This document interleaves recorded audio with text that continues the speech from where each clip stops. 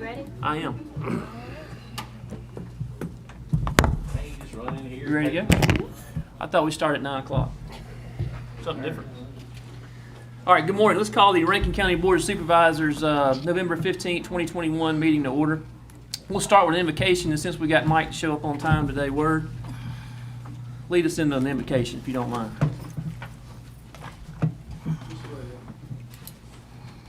Father, we come to you this morning, and Lord, just thank you. What a beautiful day you've given us. And Father, we just thank you for it. We don't ever want to just jump into your presence as we always do. We just ask you to forgive us for that.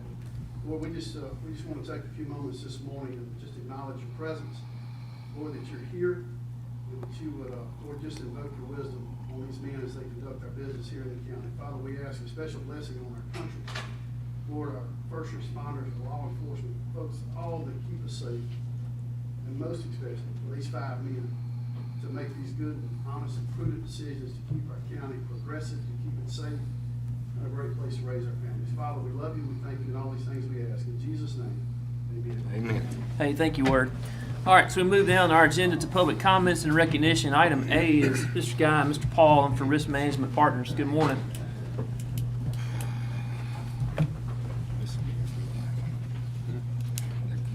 Hey, good morning. How are y'all doing? Good, we're good. What's that, Holman?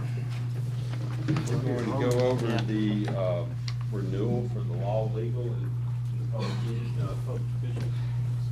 It's like feedback or something. We did like a little My mic. summary sheet for everybody so you kind of see. I don't have anything on. Sorry about that. Is that me? Better? Janice had to touch it, I think. And you're just radioactive, that's all it is. Full Yeah, empty he go day. ahead. Yeah. Hey, Janice, Raymond's out there. He's bring me the other list.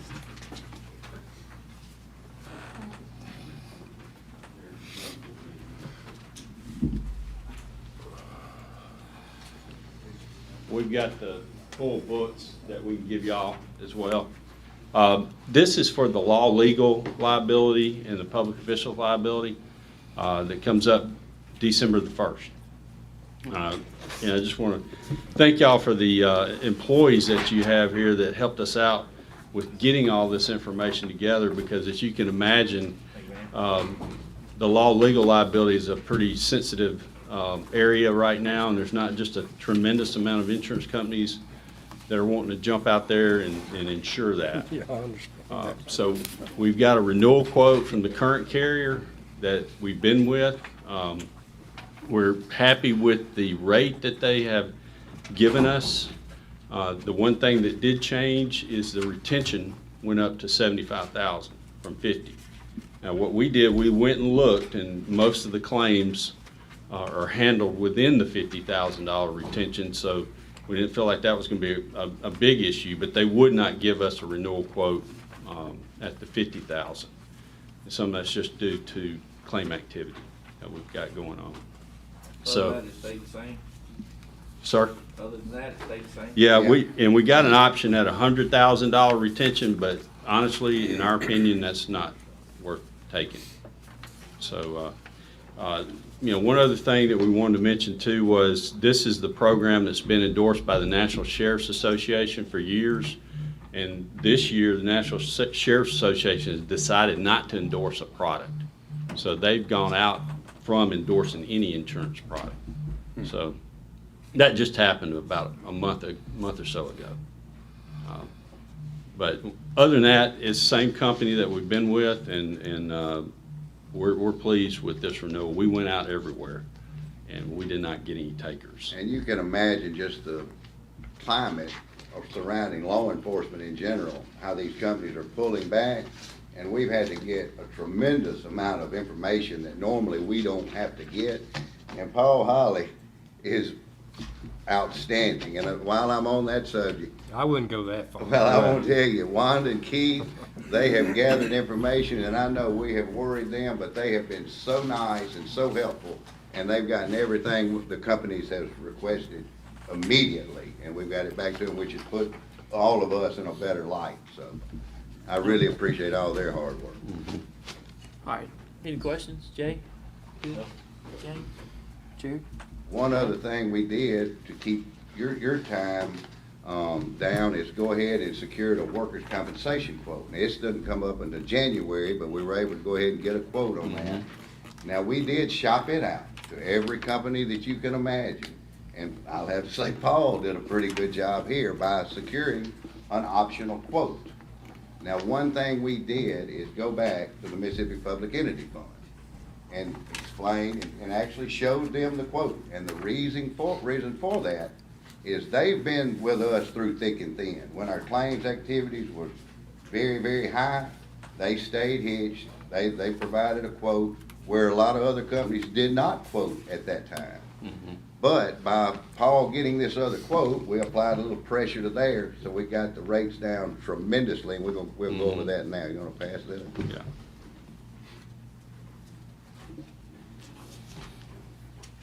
These books is something that you can look at whenever you get time to go through, and if you have any questions on this whatsoever, we've met with Mr. Keith and Wanda and went through this, but if you just want to call Paul or I, you're welcome to do that as well.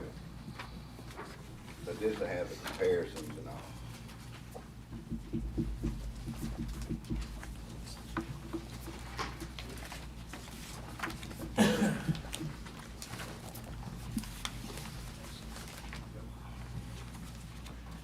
Like Guy said, we were able to get another quote this year, which helped us to have some leverage with public entity in regards to your current quote. So this quote's actually about $150,000 less than last year. And it's got estimated payrolls about a 1.4 million more than last year. So we're very pleased with where we came in this year. And, you know, I was looking back at just some historical information. In 2004, your payroll was about 14 million, and it's 21 million now. Your premium was about 470 in 2004 versus 419. So we're really pleased with it. It's a great option. One of the things that we have a difficulty with is street and roads in the police, because there's a lot of insurance companies just don't want to insure that. So that kind of knocks out a lot of guys. But like Guy said, with all the information we were able to gather, and one thing that I also do that I think is important, being that they're a self-insured fund, is I will call the Mississippi Workers' Comp Commission and talk with the person over there that manages workers, self-insured funds, and they don't have any problems with them. I got an audited financial statement from public entity, which looks good.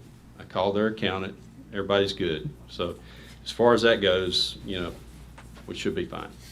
I'm curious, did they give you this number originally, or No. did they give it to you after we gave them our quote? They gave it after. They gave it after.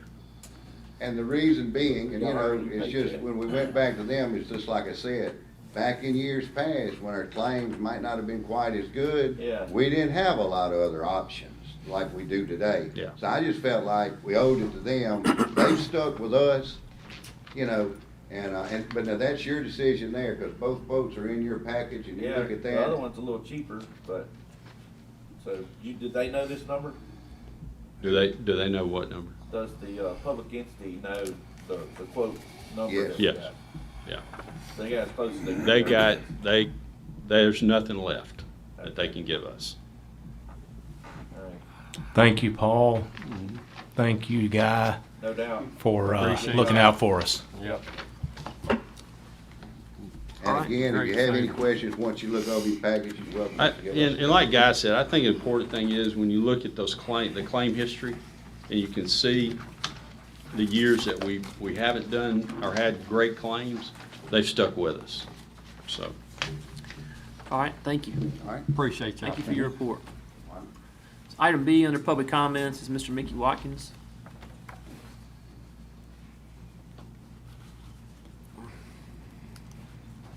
Good morning, Mr. Mickey. How are you?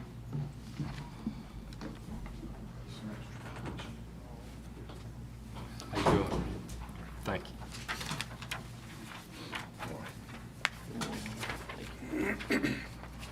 Thank you. Okay, I didn't kill a lot of trees, I just wanted to, but I did leave with the county administrator last time, all the proposals, so he and Sherry have that if y'all would like to look at it. This year I have mostly good news for you guys. I sent your reinsurance out to 12 different carriers for 2022. 7 of the 12 declined to quote because they said they couldn't be competitive. I got 5 quotes back. 2 of them were really not competitive, so it basically came down to 3. I kind of played those 3 against one another, and basically at the end of the day, what we were able to negotiate is no increase on your reinsurance premiums for 2022. I consider that a big win because if in insurance and in health insurance in particular, basically, and then it's maybe the way same in property and casualty, but basically the way insurance premiums are calculated is they're going to run a rate premium based on the demographics of your group. And basically your current premiums with your current incumbent carrier are 38% of that manual rate. So basically a 62% discount to what they think the rate should be. That's why we got 7 declines back, because they said these rates need to be a whole lot higher. So I was trying to get a little bit of a reduction, but at the end of the day, the one thing that it came down to after talking with the county administrator is y'all do have 2 lasers this year. Thankfully, they're not nearly as severe as they have been in years past. One of them is a recurring, this is the 3rd year we've had a laser on an individual. Last year it was $100,000. This year it's only $25,000. And then we have a new claim that is coming up due to an ongoing health condition that is going to be $100,000. They originally tried to put another person on there, and again, through playing the carriers against one another, we were able to get one of those eliminated completely. Region 8, that's also part of your plan. They are continuing to have, for years and years and years, they were they contributed greatly to keeping your premiums lower, and they're in the midst of having another kind of difficult year, but we were able to get just 1 laser on them, even though 3 were originally proposed. So anyway, I'm just going to hit a few highlights. You can see right there in the middle on this first page here, your reinsurance costs will remain flat. Unfortunately, Blue Cross decided to go up $2 per employee per month, so that's going to be an additional annual cost of about $11,000. I have appealed that. I have not heard back from them, and truthfully, they move at their own pace, so I don't know if and when I will hear back from them. But so your worst case scenario is that your fixed costs are going to go up about $11,000 this year. The other thing that I'll say on the flip side of this, just very briefly, the Blue Cross discounts are still running at about 62%.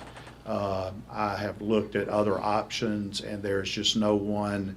If you'll look at that bottom part on that next page, the bill charges versus the actual payments by the county, it is, Blue Cross remains, in my opinion, from a reinsurance and from a pricing standpoint, the best option for the county. Plus, you just really don't have a lot of hassles when you walk into a doctor or hospital or a pharmacy with a Blue Cross card.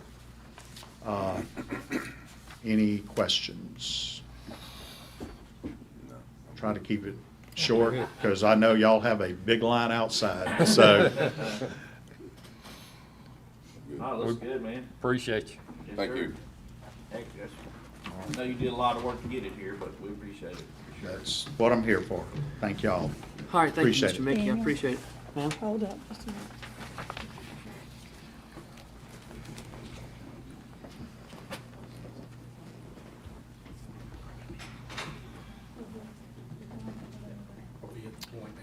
Yeah. Yeah, I don't have a list if they've got it, but, I'll bring you one. 2, 3. That's not public comment, not all that. That's the zoning, okay? okay. This is gonna be the public comment. This is all zoning. Yes, but they're gonna be actually some of them. Came in after. So, Mr. Slade, you have something you want Yes, to sir. start If with? if you may, if I Yeah. may, this, I'm really a matter of house cleaning for you guys. Right. Hold on just a second, let me Okay. make sure we got everybody. Hang on a second. Bishop. Yeah. Go ahead. I Go ahead. apologize for interrupting, guys. We're going to move into some additional public comment. We let you guys know that there is one matter that we expect to be the subject matter of a public comment or two, and I wanted to get your attention on that for just a moment. If we anticipate correctly and we understand what the public comment will be about, it is a matter that is a law enforcement matter that is currently being investigated by the Mississippi Bureau of Investigation, and that investigation is not complete. As a result, we're going to, my hope is that we will listen. It is public comment, not public questions. And so my encouragement would be that we listen and we allow whatever comment to proceed, but we not attempt to engage in any sort of discussion, okay? If at some point it's appropriate that our representatives of our law enforcement wish to speak to the board in public comment, they obviously are free to do so. I believe they have a prepared statement ready, but not necessarily will they be required to speak to you or to anyone else about this matter. We'll let them make that decision at the appropriate time. But I just wanted to remind you guys, we're gonna listen to public comment. We're not gonna respond or engage. All right, then we'll start, Ms. Janice, with Mr. Archie Skiffer.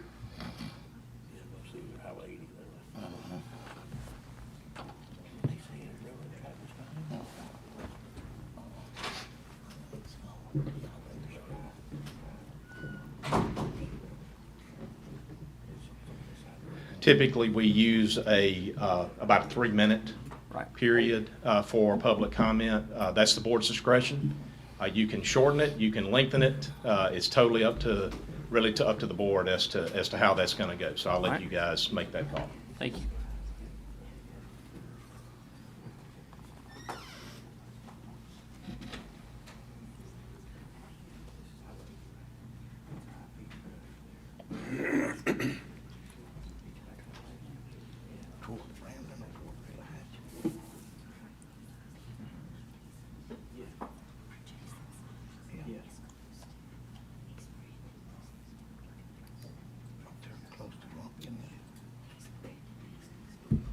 Hey, Dan, how many you got on the rezoning deal? 2 pages worth? 30. Is this in jurisdiction? What's it on? Oh, no, that's the list of them. If you want. Where they live at? Except that only on 80.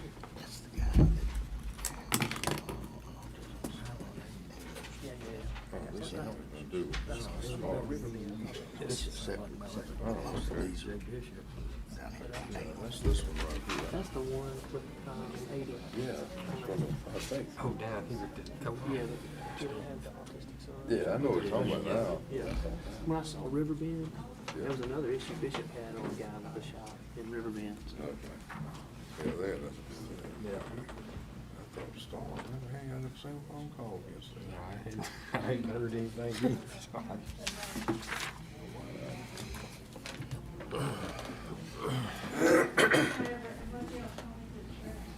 Didn't we get an email? Hey, good morning, Mr. Skiffer. Yes. Come on up to the podium. How are you this morning? Well. Hey, good. Thank you for coming in. If you would, just introduce yourself to the board if you don't mind, and we're trying to limit most of our comments to around 3 minutes or so. Understand. So, good morning. I understand that we can only have one spokesperson on behalf of the family, and that's perfectly fine. I'll be glad to let you speak, and if Okay. something else they want to add to it, we'll do that too. So, Just due to the nature of the circumstances, his mother and grandmother, Sure. I thought that would be fitting, but I will abide by the board's protocol. My name is Archie Skiffer Jr. I'm here today on behalf of the Cameron family. Damian Cameron was killed here in Star, Mississippi on July 26th in his own home. It's been now well over 3 months, and we have not received any type of status update. We haven't received an autopsy report. For a matter to be still under pending investigation, how can a member of law enforcement still serve in this capacity? Which, if you are a parent, you can imagine how his mother feels, how his brother feels, having to interact with this person who they see policing their community each and every day. So we're just trying to get some answers. I thought that the sheriff would have been present. He is. He's right behind you. Oh, I walked right past you. I'm glad, because so far we haven't gotten any answers. I understand again that the matter is still quote unquote under investigation, but at least the status of the autopsy report. Can you explain why the officer feel? Right now, if you're just addressing the board. Oh, so if okay, you I'm would, sorry, just I'm sorry, go- I'm sorry. Go through So your those, discussion and we'll go from there. those were some questions that we as a family had, and I appreciate you all for allowing us this space to share our concerns. Sure. Absolutely. Thank you, Mr. Skiffer. Did you have anybody else in your family want to speak for a few minutes that was here? His mother is here. Just give her the opportunity. If she'd like to say something, I'll do that.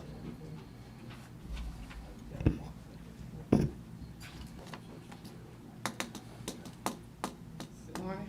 Hey, good morning. If you would, just introduce yourself to the I'm board. Monica Lee. And you can take this down if you'd like, or it's whatever you're comfortable with. I'm Monica Lee, the mother of Damien Cameron. Like I said, that was killed on July 26th. I haven't heard nothing from the Rankin County Sheriff Department. Me, as a grieving mother, I had to witness all that. I think I deserve some kind of answers or something of, the nature. Because that's just a hard pill for me to swallow. Like I said, it's going on 4 months. I haven't heard nothing. All I'm hearing is still under investigation. Autopsy is still incomplete. I'm just not. I can't get with that. I'm Okay. sorry. So, Well- like I said, Oh, yes, ma'am. I was going to say, we appreciate you coming in, and we wanted to hear your comments, and we're sorry for your loss on that same side. And the only thing I want to say from the board's behalf is, the Board of Supervisors doesn't operate over the sheriff or the law enforcement agencies in our county. So we're open to hear your comments and your thoughts, and we appreciate you coming in this morning. thank you. Okay, we're sorry for your loss. Also on this public comment sheet, I have Martina Lee or Monica Cameron. And Mr. Skiffer, I'm not sure if that's with your party, and if they're good without speaking or like to speak, I'll definitely open the door for let them say a few things if they'd like to. Hey, good morning, sir. If you would, just tell us who Morning, you everybody. Hi, are. my name is Martina Lee. I'm Damien's stepfather. Yes, sir. I have just one question to the sheriff of Rankin County. How is it that this police officer is still patrolling with an ongoing investigation, with not being put on administrative leave? Yes, sir. In any kind of shape, form, or So fashion? everything here is just to the Board of Supervisors. Okay, So, okay, but so still. if you'd like to He say can something. hear you. He but- can hear but- you. That's the question I was intending. Yes, sir. I had to ask. Yes, sir. Yes, sir. And I guess everything you have today is just to the Board of Supervisors. Okay. So, That's the question I wanted to answer to. okay. I guess I'll take everything else, play out by rule, by whatever. Yes, sir. At the end of the day, he didn't deserve this, regardless of nothing. Well, no man deserved to die behind nothing. So that was my question. Yes, sir. Thank you. Well, we're sorry for your loss, and thank you for coming in and speaking with us. So another one I have on the list, I mentioned their name, Monica Cameron. I'm sorry. Lee. So Martina Lee. Would you like to come up, Miss Lee? Oh, I'm sorry. My reading of cursive writing is lacking this morning, so I apologize on that. Good morning. If you would introduce morning. yourself to us. Good morning, ma'am. My name is Annie Morris. I'm Damon Cameron's grandmother, Yes, ma'am. and my base is the same thing that they already done said, but we were wondering why we hadn't got the autopsy. It's people done passed Yes, ma'am. since my grandson, and they have them. It's people done got killed and everything else, while we is on the back burner. Yes, ma'am. And for 3 months, going on 4 months to go by, how can that happen? Okay. I mean, it's not a whole lot to investigate, really, from what happened that day. So we just don't understand why we're not getting any answers. It's autopsies. It's things that we need to do. And we don't have this autopsy. Yes, ma'am. Well, again, I'll kind of mention the same thing I mentioned to the other ones. You know, this is the Board of Supervisors, that we don't have a law enforcement presence, right? So we're just a governing body of the county itself. But we appreciate your comments and we appreciate you coming in. And we're sorry for your family's loss on that same side. So, Okay, we thank you too. Hopefully y'all Yes, get ma'am. some autopsy results in the near future. yes, ma'am. Thank you. Thank you. Mr. Skipper, do you have anybody else in your group that would want to speak or say anything? I'll be glad to let them talk if you'd like. Or you're good? I think we're fine. Mr. Skipper, thank you for coming in. Thank you all. So, Thank you. Sheriff, you want? Sure, sure. Sheriff? First of all, the Rankin County Sheriff's Office wants to pass its sincerest condolences to the family of Mr. Cameron.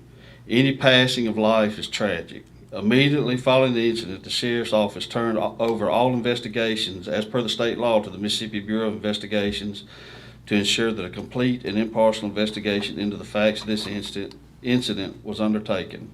We have not received any MBI findings or final autopsy from the Mississippi Crime Lab, so cannot provide and will not speculate on any details as to what caused Mr. Cameron's death. We do not believe that our deputies did anything wrong and in fact took immediate action in trying to conduct life-saving measures to prevent Mr. Cameron's passing. We strongly believe that this investigation will return confirming that our deputies performed their job both lawfully and in accordance with all department policies. Again, our thoughts and prayers go out to everyone impacted by this incident. Thank you. Thank you. Thank you, Sheriff. All right, And one more thing I Mr. want to Howell? add, Yes, sir. and is that many of y'all are aware, but we don't control the autopsy report. That comes from the state crime examiner, medical examiner, and we're still waiting. There's many other cases that are backlogged as well. We have no control over when that autopsy is going to come back. We're waiting on it just as you are. All right. All right, Mr. Skipper, thank you for your time. Again, we apologize for y'all's loss. We're sorry. All right, Ms. Janice, moving along on this board, public comments. Yes, I don't ma'am. know which page is one, which page is two, Well, but I'm going to it start with, It doesn't matter because I'm gonna go out there, Renee has So- talked to him. we're going to go with Highway 80 Hey, rezoning. Daniel, Yes, sir. I think that's a petition instead of public comment. Okay. That's going to be in, that's going to be Skip in our that down. zoning considerations, Daniel. If it has to do with Highway 80, Okay. or if you see Andrew Chapel So- Road or something like So I've got that. rezoning, I've got Yeah, that's gonna Old be a Lake, I've rezoning. got get to that part. Yes. more rezoning. So That's just the purpose, let them sign in, and I'm gonna go Okay. out there and get the ones that are. So do I have anybody else under, hang on, do we have anybody else on public comments? All right, so we're closed off on that. Okay. All right, hearing no more public comments, we're gonna move to item 4, old business. The board, excuse me. The board wish to entertain a motion to approve the minutes from November 1st. Second. Motion by Mr. Calhoun, second by Mr. Morrison. Any further comments? All in favor, say aye.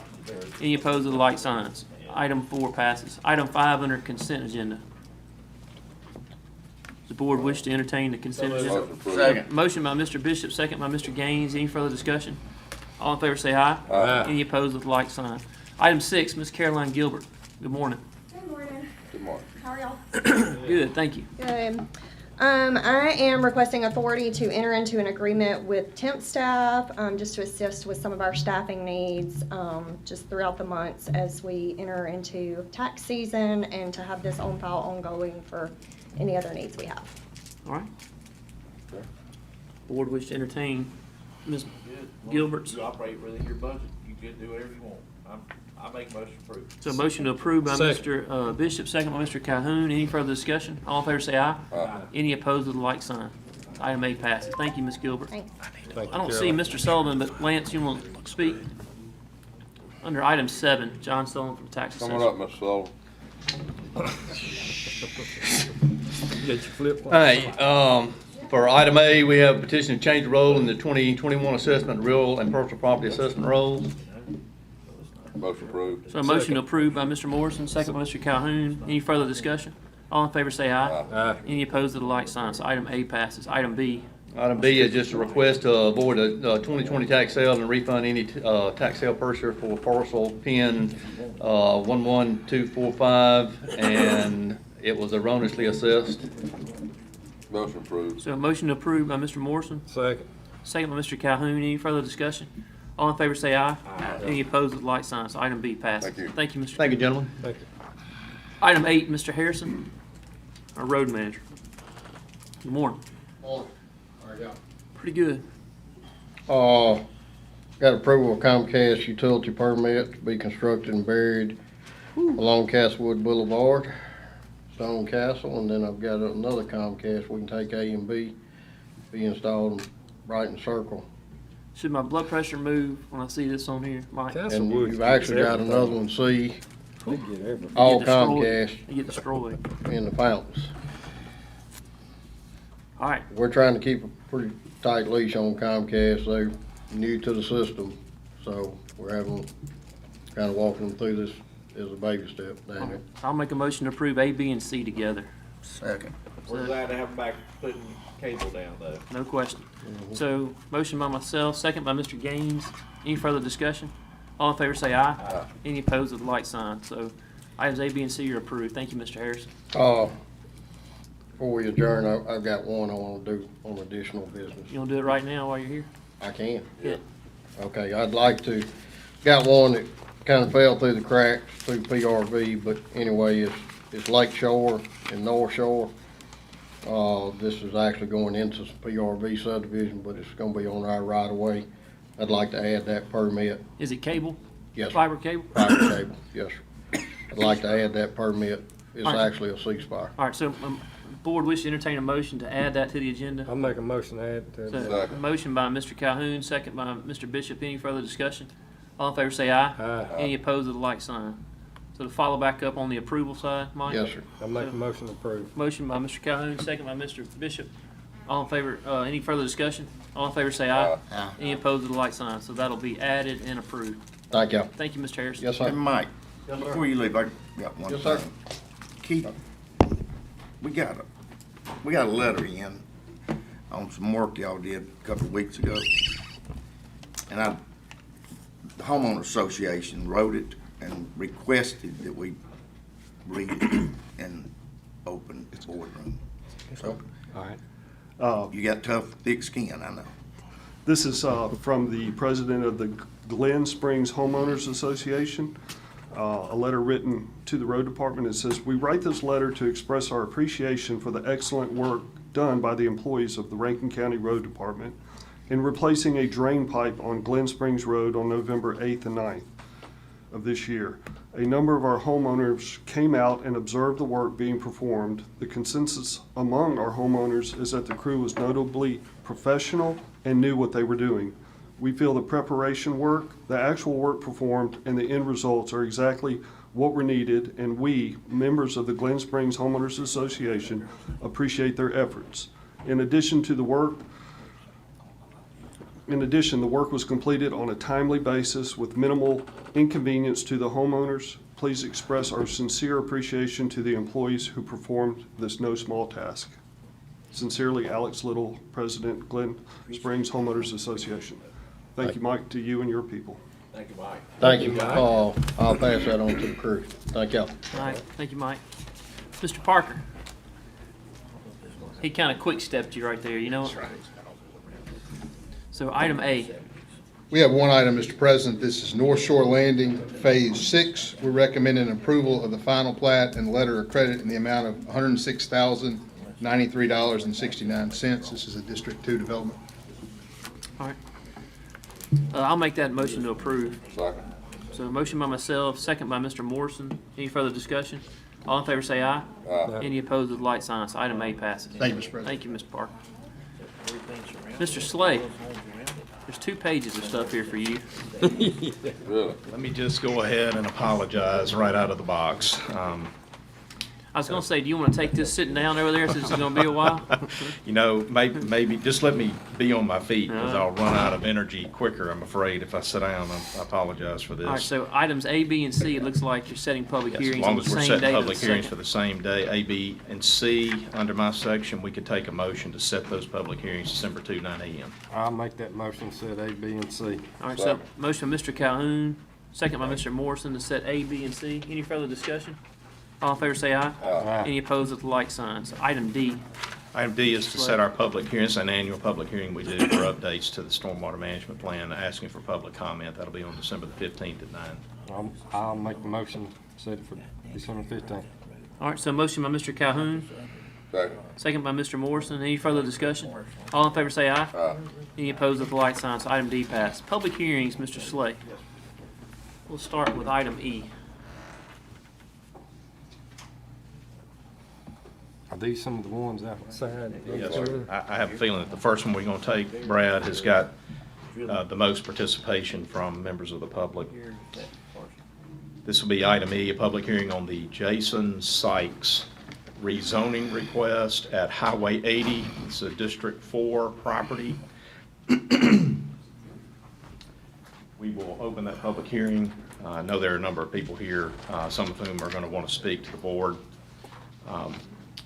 First, now that the public hearing is open, Mr. President, on Friday, I believe it was on Friday, we received a petition that was signed by a number of individuals who are reported to own property in the vicinity of the area, the subject parcel that's on the table for rezoning this morning.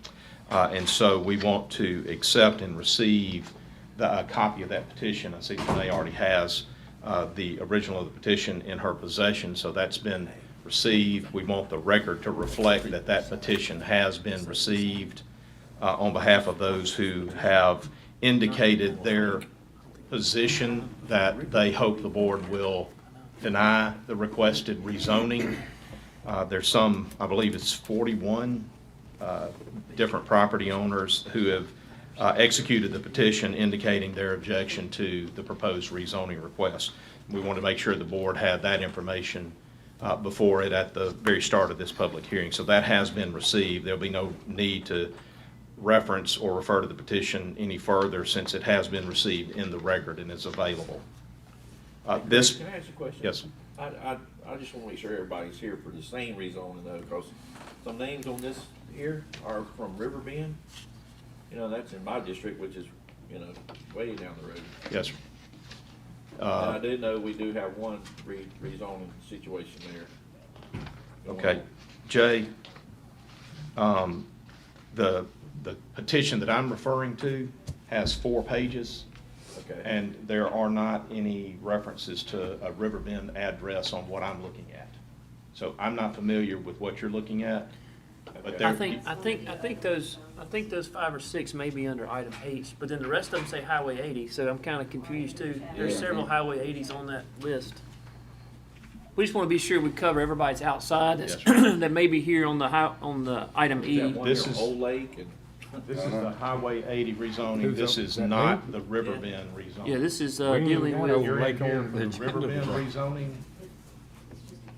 We're not there yet. All right. Our conditional.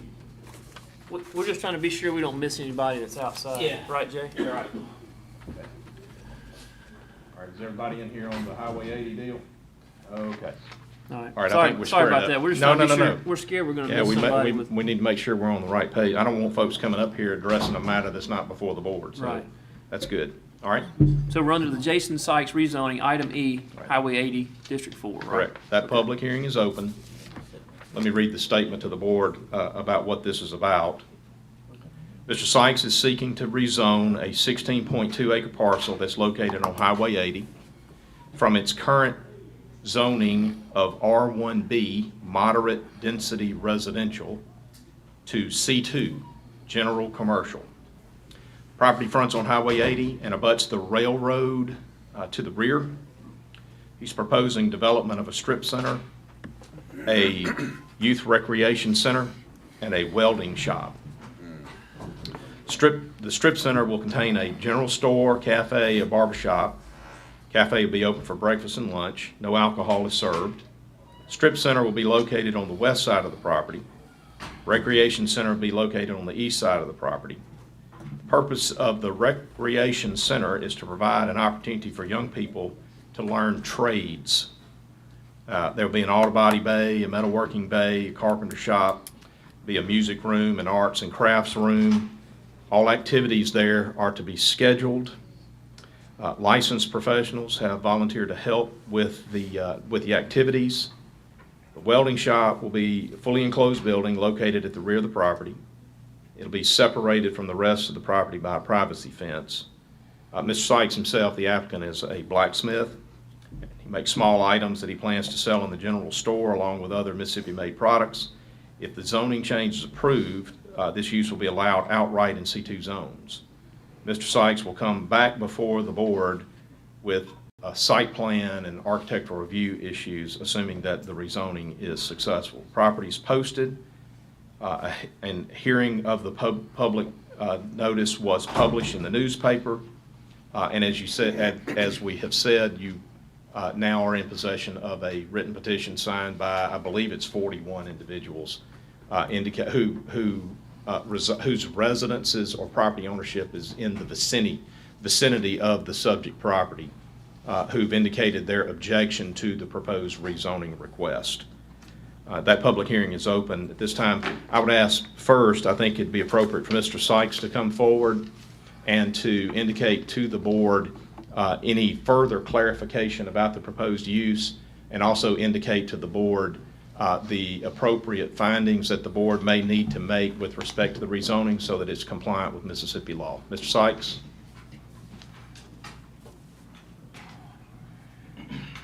Good morning. Good morning, Mr. Sykes. Before I get started, I have a letter here. I made a few copies if you'd like to. Please.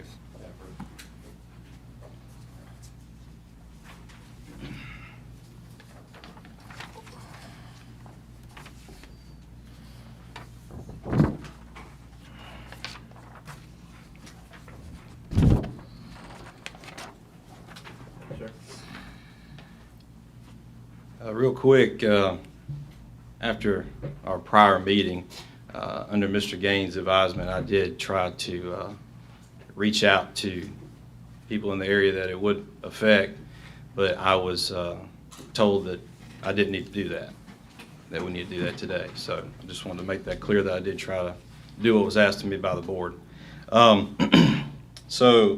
This letter, real quick, I gave you, this is from the pastor of the church that I bought the property from.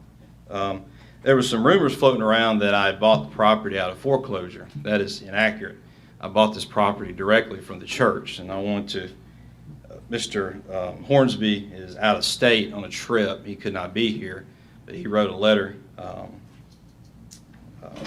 I want you to read on behalf of what we were trying to do.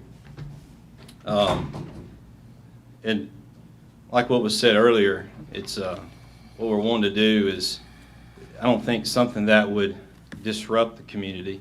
I think it would help the community. Behind me, I do have a few folks that have come in support, and one in particular is Jennifer Jackson. She's with the Mississippi Department of Rehab. She's the program director of autism. This center that I'm wanting to build, we're calling it the Iron Hand Project, Proverbs 27:17. And so right now there's almost 60,000 children in the state of Mississippi with autism. That's just the ones that we know of. Okay? There's several in the community that we probably don't know of because they don't have the means of being tested. Bottom line is, a lot of these individuals are unable to find opportunities to support their families because we simply don't have programs in the state of Mississippi that offers those opportunities. Okay? And that's all we're really trying to do, is provide a place for our youth, not just disabled youth, all youth, to come and to be encouraged. No bullying. No, this is a place where you make friends, you build camaraderie, you're encouraged by one another, and we teach folks things that they wouldn't have an opportunity to learn otherwise, and get them out from behind a TV playing video games.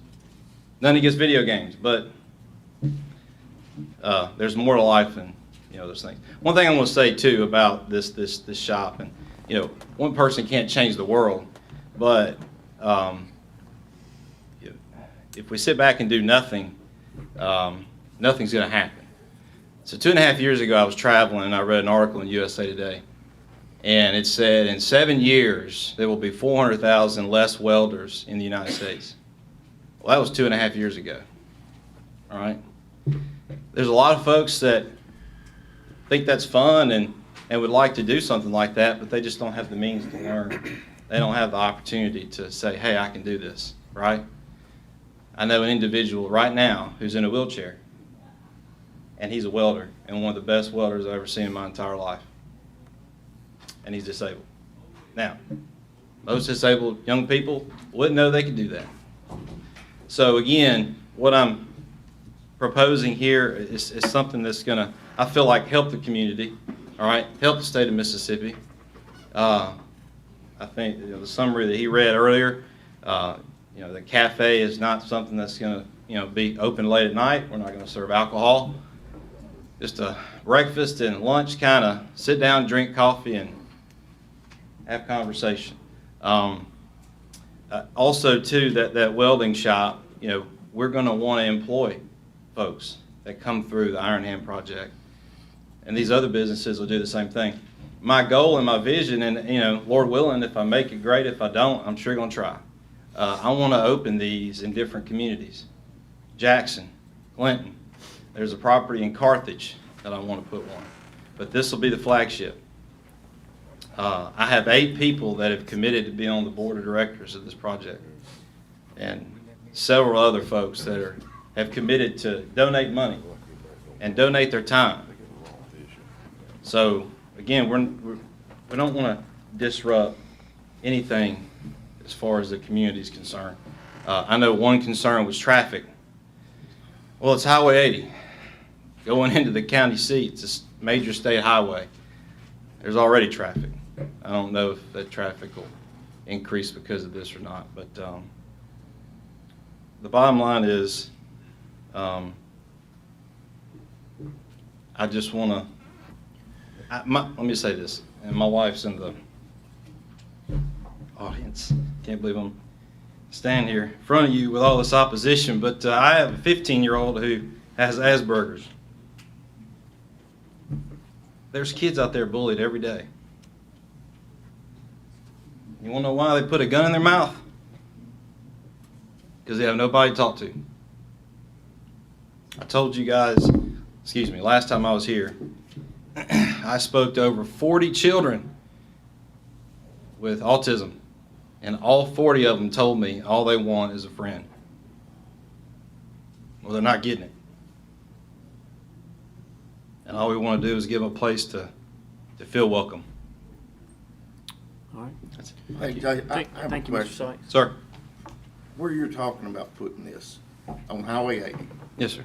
just outside of Brandon, city limits. Yes, sir. Is it between the drilling company and Airgas on one side, down the road? Once you pass the co-op on the left going towards Pillahatchee, then there's a strip Industrial area. type deal. Yes, sir.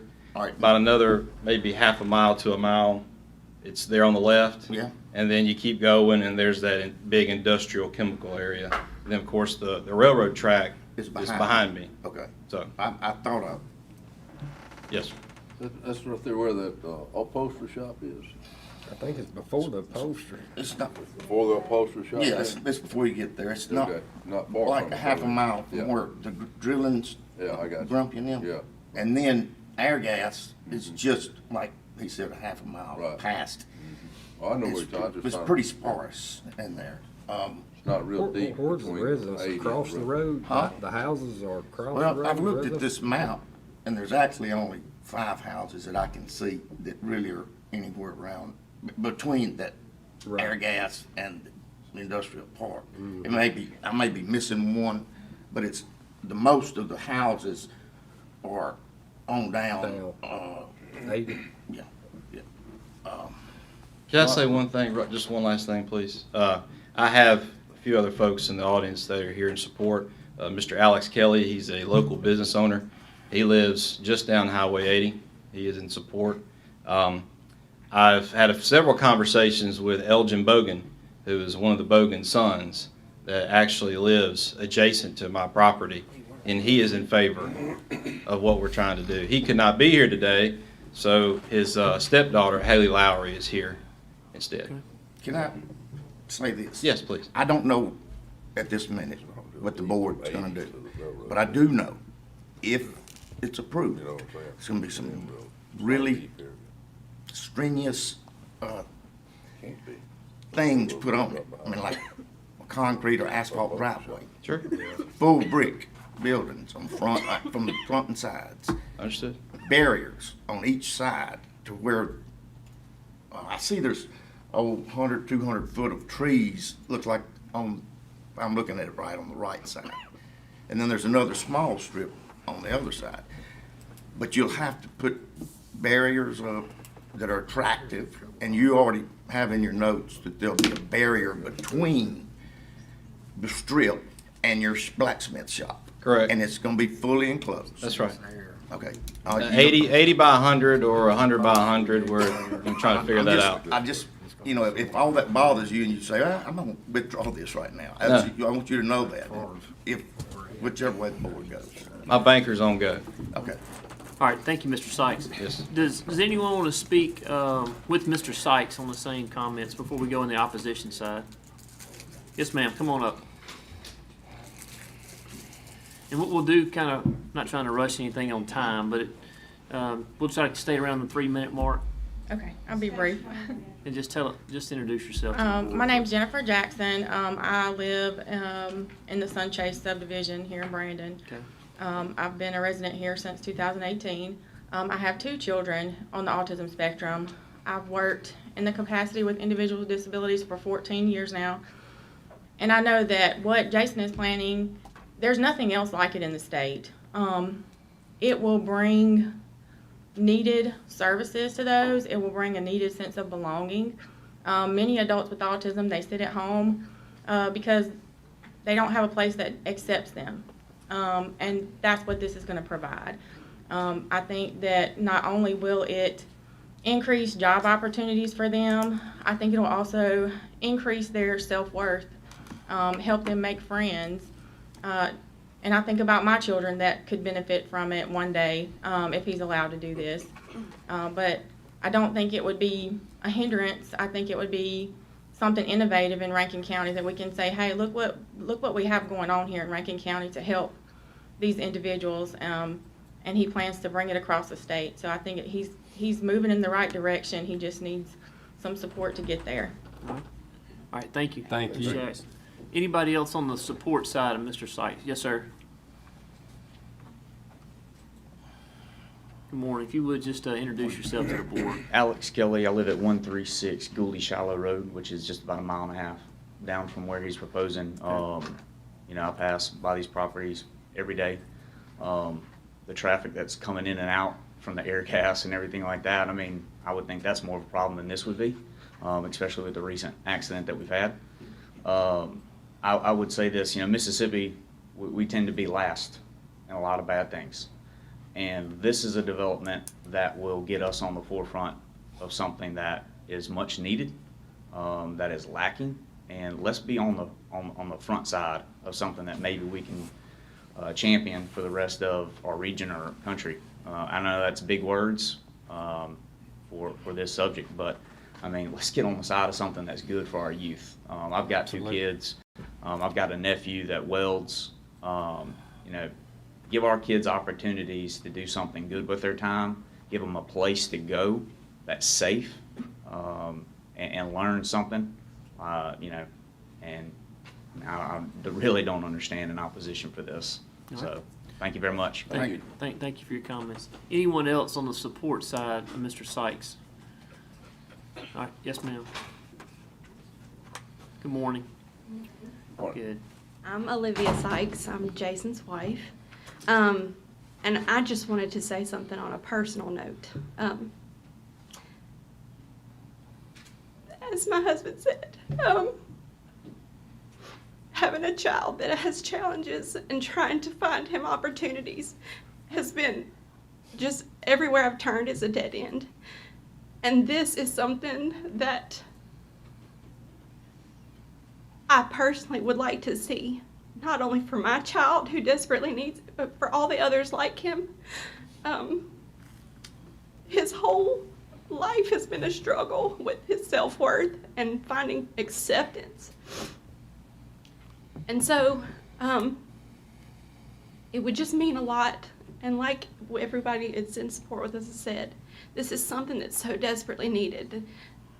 We have no opportunities for children of this age. Really, the services for autism stops around the age of 10, and you can't even hardly find therapy stuff for kids with autism past that age. And this is something that we just have a deficit in. And so from my mama heart, this would mean a lot for our family. But there's so many other families like ours that just are desperate for something like this. So that's my plea. Thank you, Ms. Sykes. All right, anything else on the support side of this Sykes request? With that being said, then we'll move to the... Mr. President, before we move to the opposition, I wanted to point one thing out to the board. Okay. Your zoning ordinance requires specific information to be before the board to justify your consideration of the rezoning, and I want to make sure that it's clear to everyone, including those who are in opposition, that in Mr. Sykes' application, he pointed to specific information. It hasn't been verbally brought before the board, but it's contained in the application, so I wanted to point a couple things out for you. Under your zoning ordinance, the applicant is required to provide information that demonstrates an alternative, either that there is a mistake in the original zoning classification of the property, and that would be a justification. In fact, it can be the sole justification for your consideration of a rezoning request, that there's a mistake in the way that the property was originally zoned. Or, alternatively, he can establish that the character of the neighborhood has changed to such a degree that it justifies your consideration of reclassification of the land use, and there is a public need for that particular type of property. So in the application, and your staff pointed out to you a number of things that relate to those findings. It's up to the board in its discretion to determine whether or not that information rises to the level, whether or not the evidence that's before you rises to the level that it justifies a rezoning. That's your exclusive province. You can find one way or the other that it either does or does not.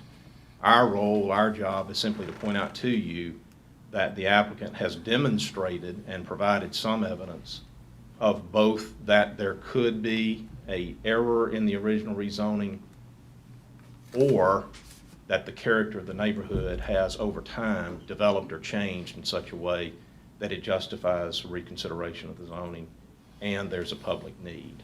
So I wanted to point a couple of things out to you about that. Number one, it's originally zoned R1B, which is a medium density residential, and ipso facto, as a matter of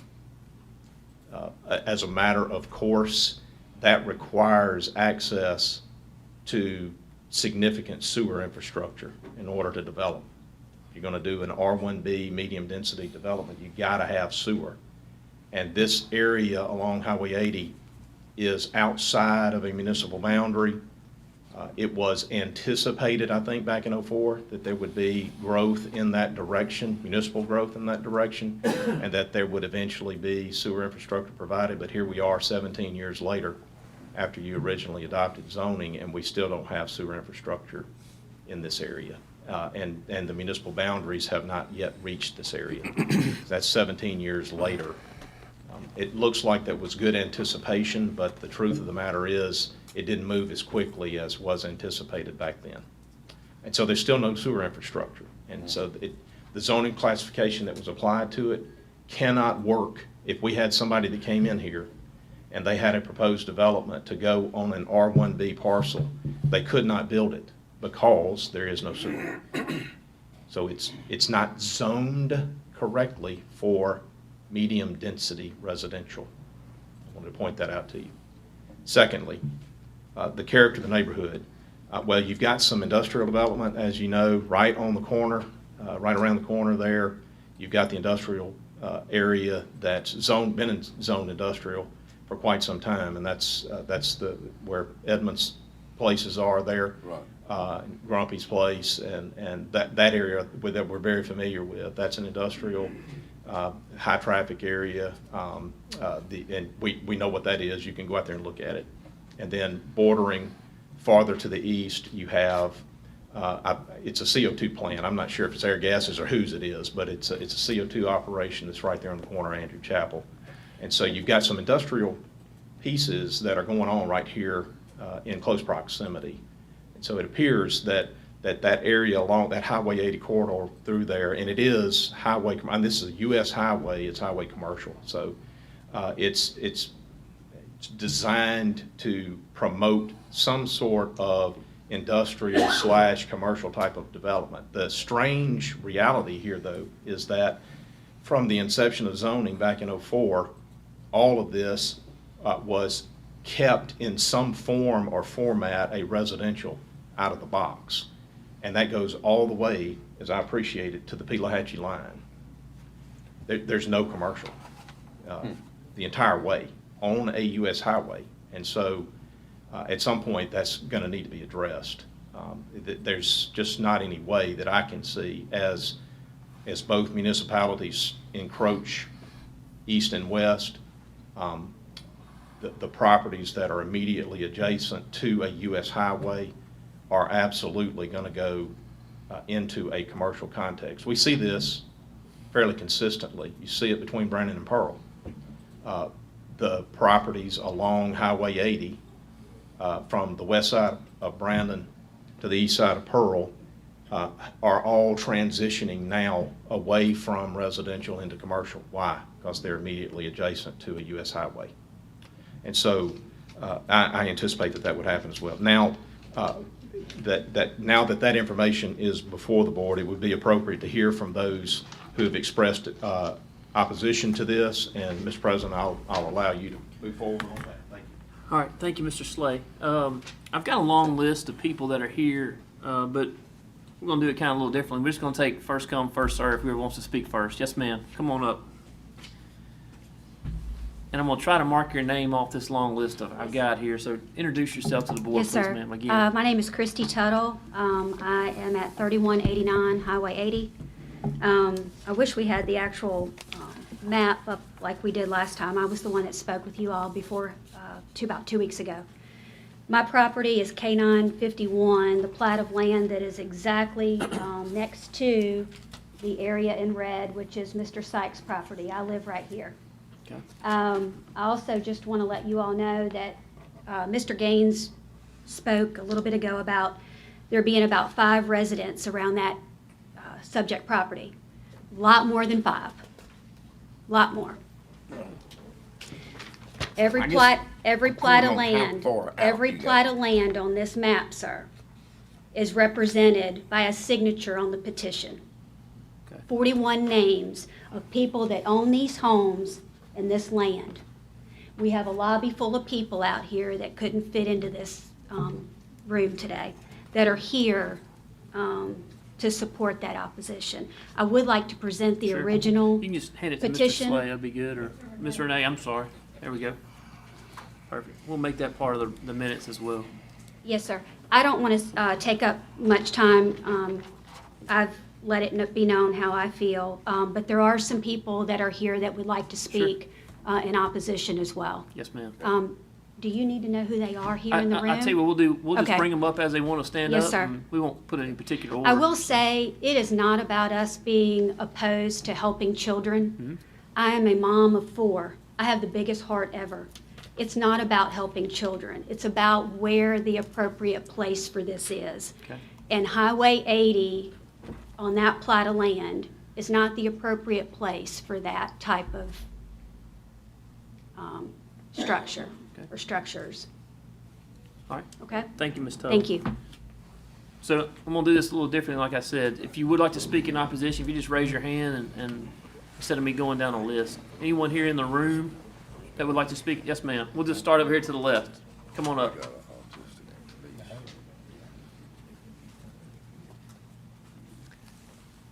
Okay, good morning. If you would, just introduce yourself to the board, please, ma'am. Sure, I'm Pamela Donald Townley. Okay. Just a little history of the land. My great-grandfather owned 1,000-plus acres right there, Highway 80 East.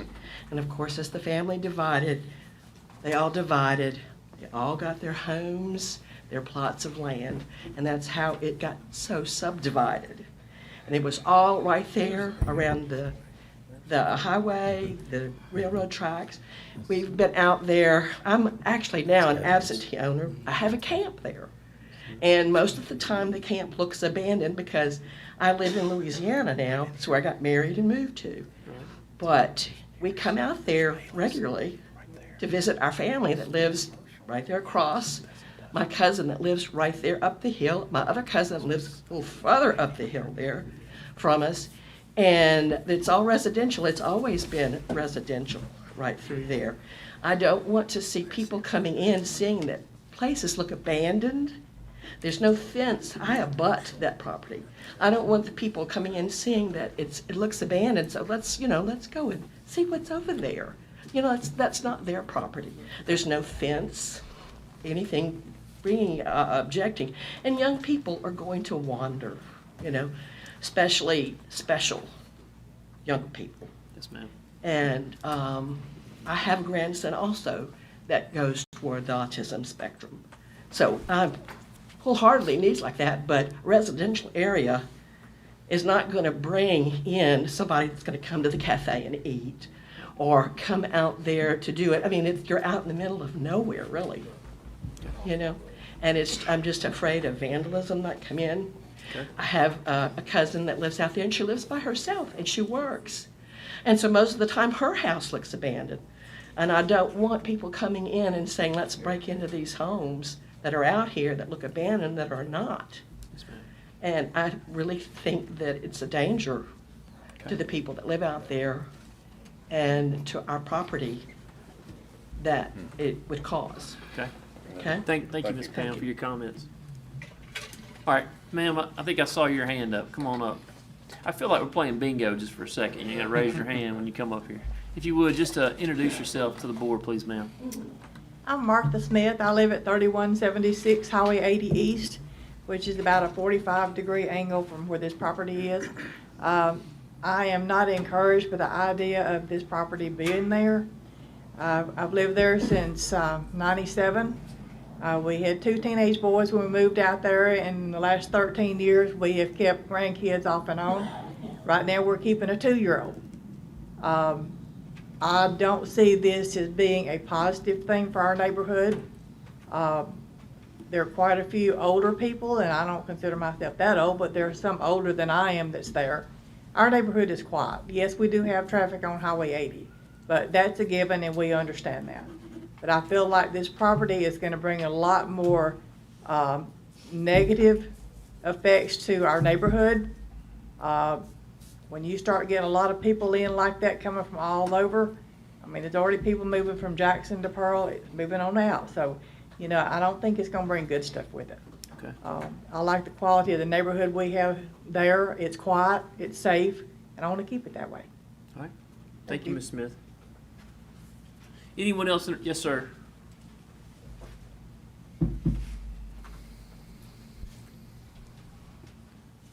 Good morning, sir. If you would just introduce yourself to the board. I'm Benton Gilmore. I live at 3181 Highway 80 East. Tell me your last name. Gilmore. Gilmore. Yes, sir. Go ahead, Mr. Gilmore. And I was the one that got the names on the petition, went around to all the people. Yes, sir. And everyone I got on there, they all opposed it. I explained to them what they were talking about the building, and they all opposed it. They don't all live on Highway 80. Half of them live across the tracks from Highway 80. Okay. They all live within a quarter mile of the property, so they all opposed it. Yes, sir. And he said a while ago about Elgin Bogan, approved it on that. They in the process of dividing that property. Ricky Bogan will get the land next to that property, and he's on the petition list there to that, so. Okay. But all of them oppose this here. Okay. Thank you, sir. Thank you, Mr. Gilmore. Anyone else in the room? Yes, sir. Good morning. If you do the same also, sir, just introduce yourself to the board. My name's Stephen Tuttle. I live at 3189 Highway 80. Yes, sir. When this first come up, when we first looked to move out there, I checked in to see who had the property next to ours. And at that time, it belonged to the church. And I told my wife when we were looking at it, I said, you know, church, that'll be okay, because I was concerned about buying that property and something coming in that would decrease our property value once we had this house. So I was once, at that time, with it being a church, I was fine with that. And then, unbeknownst to us, the church decided to sell the property for whatever reason, and this come up. I asked Mr. Gaines to come out and meet me at my property so I could show him where my property line runs in connection with this property line. The side of my house is 50 feet from the property line. And what is being proposed is a strip mall on the west side of the property. Well, I'm on the west side of the property. So a strip mall is fixing to come in very close to the side of my house, which concerns me as far as the traffic that it will bring in. As far as if it does not, we want to stay in that area. We love Rankin County. We love the area. We love the neighborhood. We want to stay in there. But if this project does not succeed somewhere down the road, then we're looking at abandoned buildings right beside our house, which will decrease our property value. So that is a major concern for us. I have taught and coached for 22 years. I have worked with kids for 22 years. I understand there is a need, but I understand there is a place that this can be done that would be better than in the middle of a residential area. Also understand that Highway 80 is a commercial highway, but I also know that back up towards Brandon, there are residential subdivisions that are sprinkled off of Highway 80. So it can be residential as well as commercial. There is a better place for this. I am not against autism and having autistic kids, but what I'm opposed to is how is this place going to be run? If it does not succeed, how is that going to affect my property? And how it will affect our community right there. We are a tight-knit community. We look out for each other. We take care of each other. And I'm wondering how that will handle that. Also, as well as you got volunteers, I understand that, but how is this going to be staffed? Who's going to be there? Who's going to be watching over this? Who is going to be brought in this strip mall? A strip mall in the middle of residential. And as it's been stated, this is not in Brandon. This is not a major commercial traffic area. You're talking about you have businesses 10 minutes down the road in Brandon. Now you bring this out here where there's not a big drive-by. Okay, and all that concerns me, that whether or not it could come up. The other point that I want to bring before the board, because the board is supposed to consider this, what kind of a tax base is this going to bring in? Is this going to increase the tax base for Rankin County, and by how much? Is it worth registered voters that have been there in that area for a while? Is it worth making them unhappy for whatever tax money is going to be brought in? That needs to be considered as well. Jobs, how many jobs is it going to bring in? If you're only talking about 5, 10 jobs, is it worth upsetting the residents in that area for those 5 or 10 jobs? That needs to be considered as well. Okay.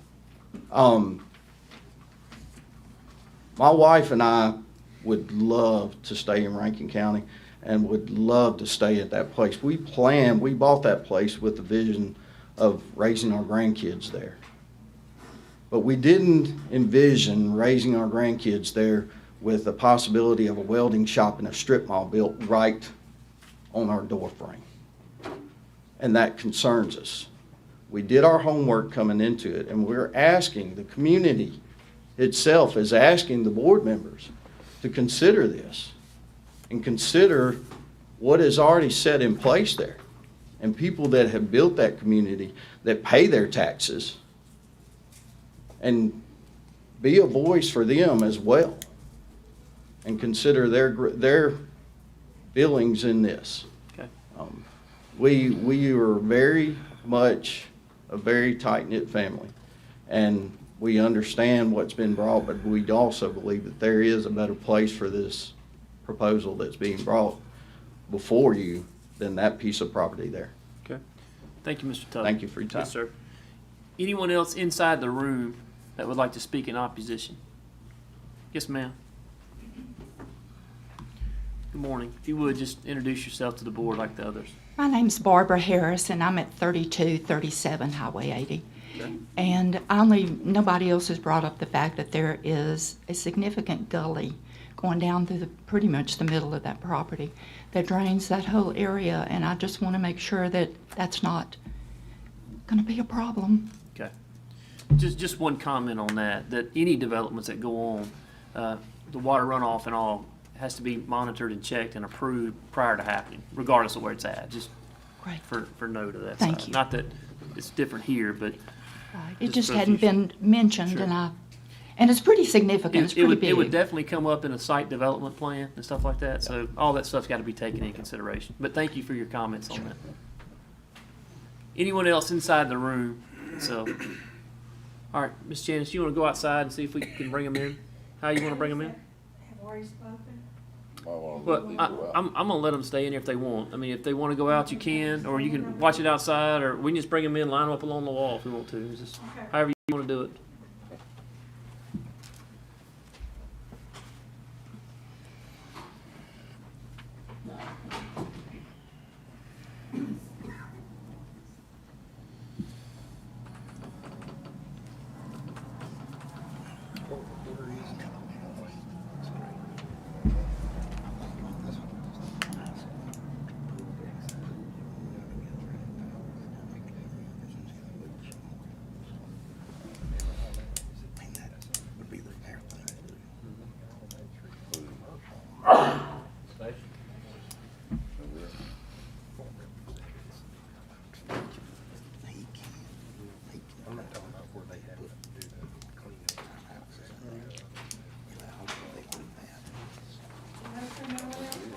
No one else wants to speak? Okay.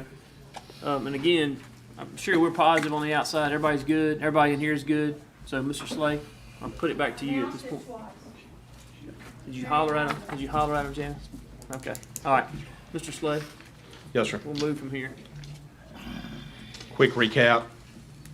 Under your zoning ordinance, there are specific findings that the board must make as a part of its consideration of a rezoning request before it is justified in making any change to its existing zoning ordinance.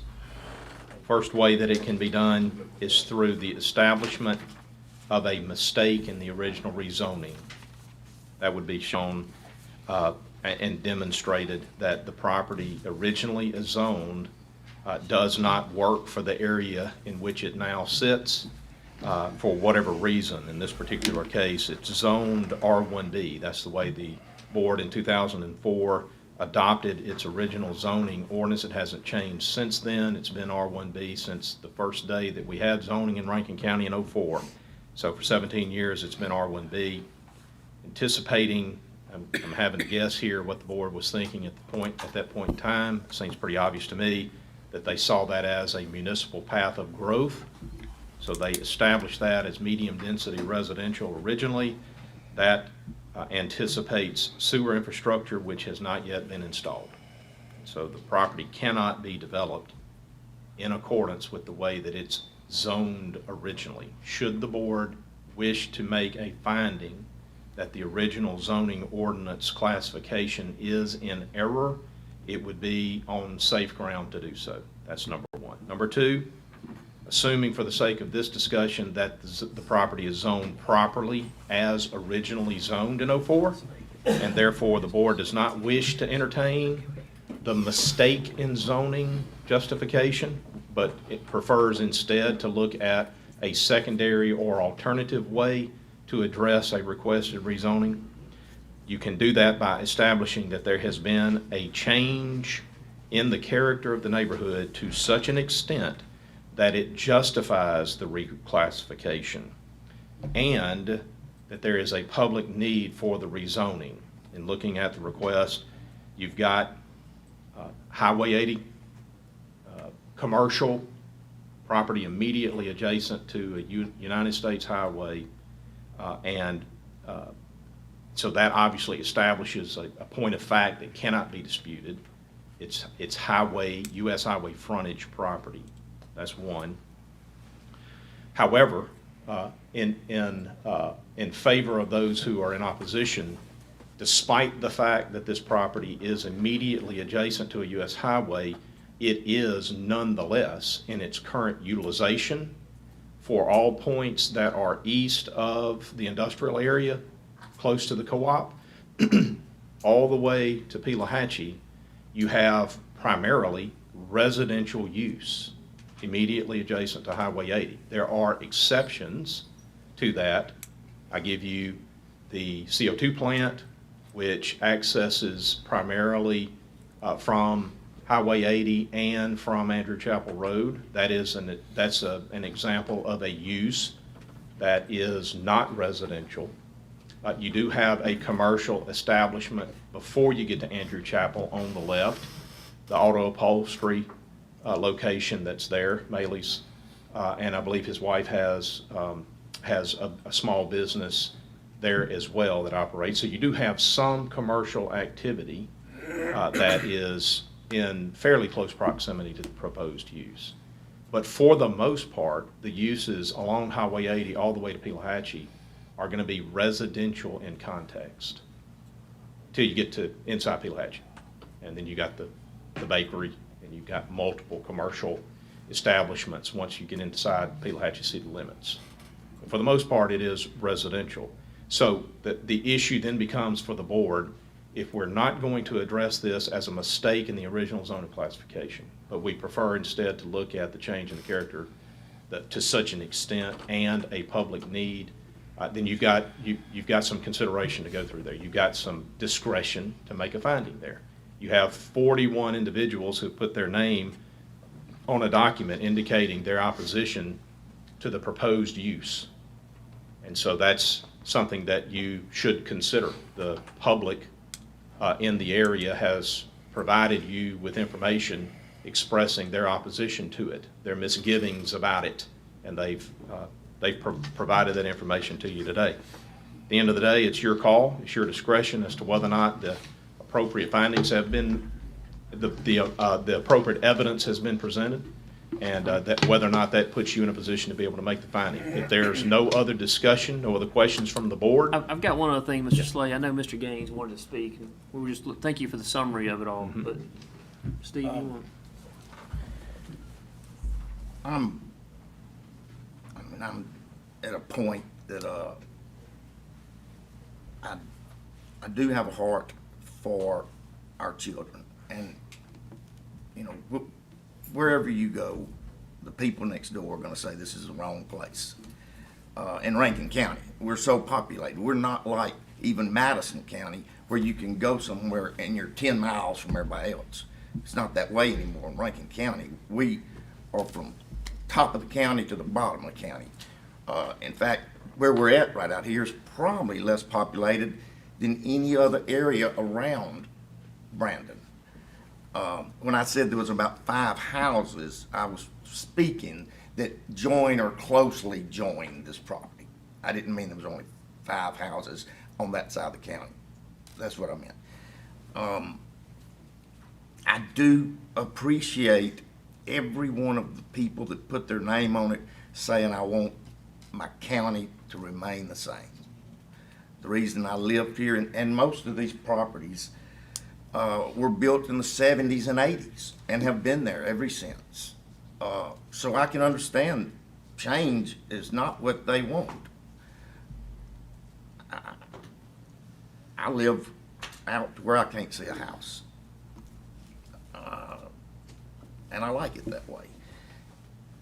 And I bought the land around me when it come up for sale, so that I didn't have to have this. So I want to ask, would y'all, 41 people, consider buying Mr. Sykes out to where he can move to a different location that may be better suited to do this? And I'll work with you, Mr. Sykes. I promise you I'll work with you. If these people would consider buying this land, and if you're fair with them, you know, would y'all please consider this to where we can resolve it? Because I'm gonna tell you, if I allow it, you're not gonna be in a happy place. These people are never gonna like it, and we're gonna get calls every week about a kid screaming or some too many cars are over there, and you know, I mean, it's gonna be an aggravating circumstance with both sides. So if I table this for a couple of weeks, give y'all some time to think about it, y'all make an offer, y'all try to work it out. I know that's not what you come here to hear. One side or the other wants their thing, and I hope you understand. We'll resolve it, but I'd like to give you time to resolve it to where both sides can leave with something. Can we do that? Any of y'all interested in buying the property from him? I mean, let me tell you this, if he don't do what he's doing, he can turn around and come in here and say, I wanna build how many houses on that property? That's already, the way it's zoned, to where he can already do it. He don't have to have sewer. I mean, if he, 2 acres. Yeah, 1 acre. One and some change. So he could build about 16 houses He could, on that well, piece of he could property. build, say, 12, 15 houses without ever rezoning. We couldn't say nothing. I mean, just pretty much, we want you to do it this way or have a road in here. But he could develop it and a whole lot of houses. And then you're gonna have lots of kids running around that's unsupervised. So y'all think about that, please. And I mean, and I'm not saying that's what I would do if I was him, but please.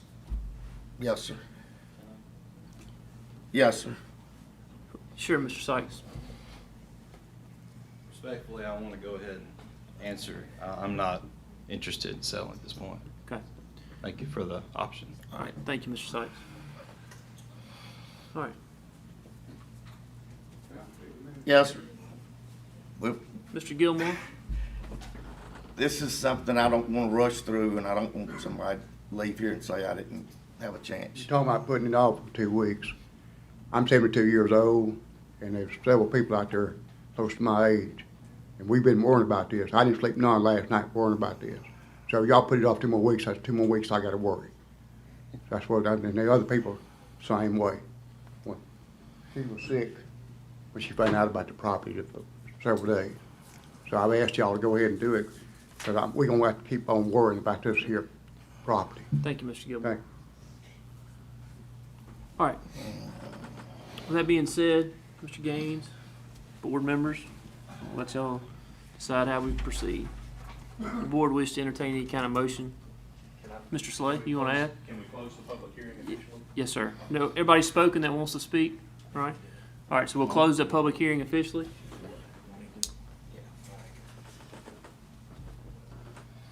You know, sitting there looking at this, literally from this piece of property, I'm looking at this, there's 4 different gas companies within eyesight.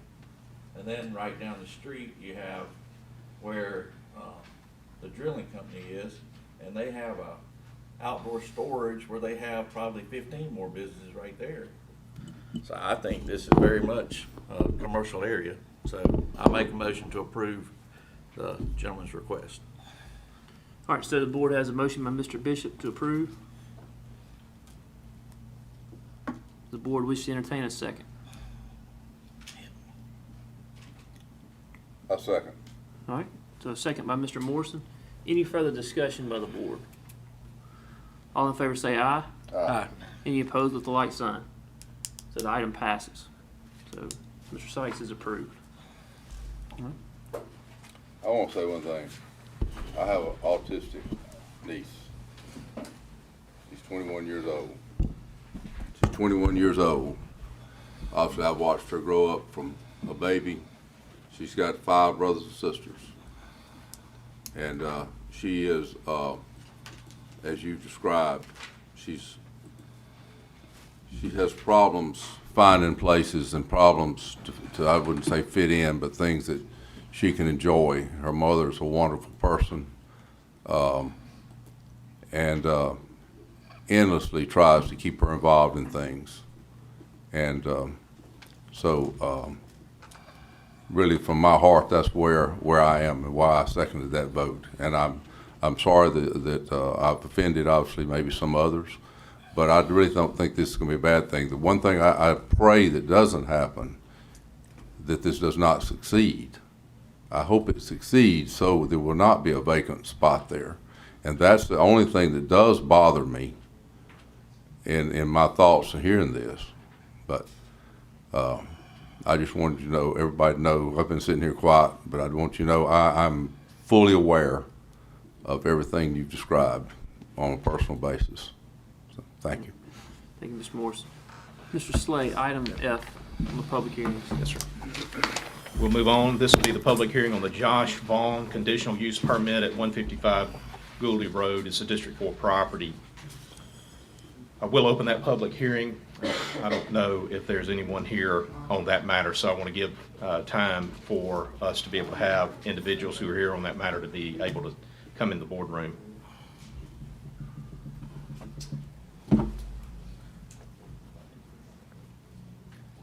Mr. President, while we're waiting, I'll go ahead and read the summary. Mr. Vaughn is seeking a conditional use permit to operate an office for Delta Tree Service at 155 Gouldy Road. It's a 3-acre parcel. It's zoned A2. Property fronts on Gouldy and abuts the railroad to the rear. Main shop for the Delta Tree Service is in Fayette. Equipment is stored there, but it will be rare for any trucks or equipment to be at this location. Mr. Vaughn is proposing a 2,500 square foot metal building with a brick front. Proposed hours of operation Monday through Friday, 7:30 a.m., 4:30 p.m. Conditional use permit is approved. Mr. Vaughn will come back before the board for site plan and architectural review. Property is posted. The hearing notice was published in the paper. We've received no calls in opposition on this matter. So that public hearing is open. I'll ask if there is anyone here to speak in opposition to the Josh Vaughn conditional use permit request. Anyone here to speak in opposition on that matter? Mr. President, I don't see anyone here to speak in opposition on that matter. All right. The board is considering a conditional use permit. It has a number of considerations that it should inquire about: ingress, egress to the property, off-street parking, refuse, utilities, screening, required yards, general compatibility with adjacent parcels, any other provisions that the board deems appropriate. It looks to me, in reviewing the application and according to the staff's recommendation, that all of those matters have been properly considered and that we don't find any substantial deviation that would justify reconsideration of those provisions. This time it'd be appropriate to take action. All right. The motion. Motion approved? Yep. So motion approved by Mr. Gaines. Second. Second by Mr. Bishop. Any further discussion? All in favor say aye. Aye. Any opposed with the like sign. So item F is approved. Item G, Mr. Slay. Item G is a public hearing on the Brian Atkinson rezoning with conditional use permit at 105 Highway 80 East. This is a District 1 property. Mr. Atkinson is seeking to rezone 39.21 acres at 105 Highway 80 from C4 Adult Entertainment Commercial District to C3 Major Thoroughfares Commercial District. This is the Lake Morris Gray property. It was previously used as a salvage yard. Mr. Atkinson is also seeking a conditional use permit to operate what is being described as a boutique RV and conversion van dealership. A dealership will feature a retail store selling high-end camping and outdoor gear. Initially, they will feature Road Trek, Winnebago, and Midwest automotive design camper vans. There will be an education center for in-depth customer training. Rental vans will be available as well as outside storage, and there will also be a service shop on the property. Property is posted, and the Notice has been published in the paper. No calls have been received. Gentlemen, this is a rezoning request coupled with a conditional use request, as you know, and as has already been pointed out. There are a couple of different ways to justify rezoning, one being a mistake in the original classification, the other being a change in the character of the neighborhood and a public need established. The staff felt strongly that in this particular case, while the proposed use would have fit under the original C4 classification, which is adult entertainment, it felt better that because of the proposed use that we go ahead and do the rezoning.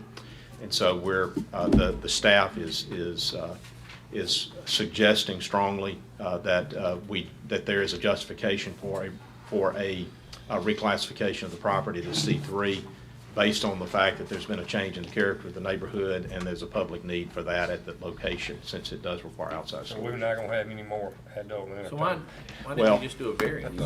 Yeah, so is this the only C4 that we have in Rankin County? No. Yeah, we have additional C4, Brad. Yeah, that's right. Yeah, I think there's some, I wouldn't know this, Brad, but I think there's some actively utilized C4 in the vicinity. I'm just curious, why wouldn't we do a variance rather than doing the rezoning? Well, Jay, a variance is for the purpose of the kinds of corrections that would provide a use that is permitted to be able to be positioned on the property in such a way that it doesn't violate a setback. That would be the classic example.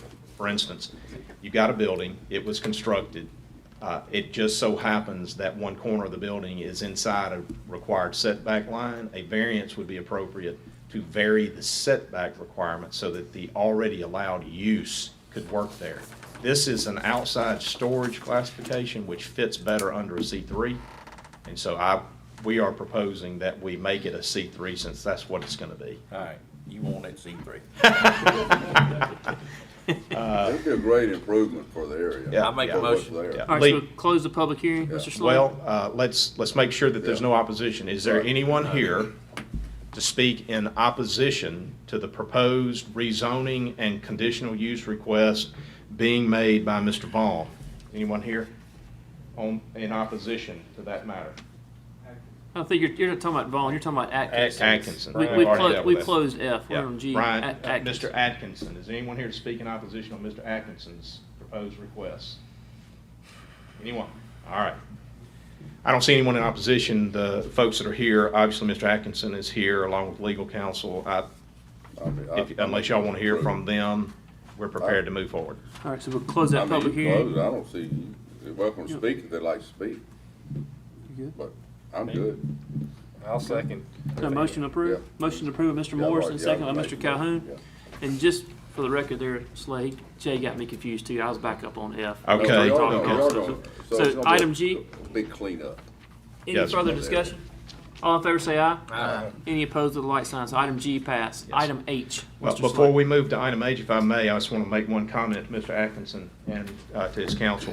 We appreciate the fact that they're wanting to come to Rankin County. We're excited that we're going to have a business like this in Rankin County, and we are really looking forward to receiving personal property tax payments through the years. Yeah, that was from Also, Mr. Baker. will we ever see a rendition of what you plan on doing? Yeah, so the next statement, the next is it's going to be a site plan review. Okay. Architectural Okay. renderings and all of that process, and Mr. Renee will be able to help y'all with that. Greg, he's not building anything, the buildings are existing. Ah, okay. Right.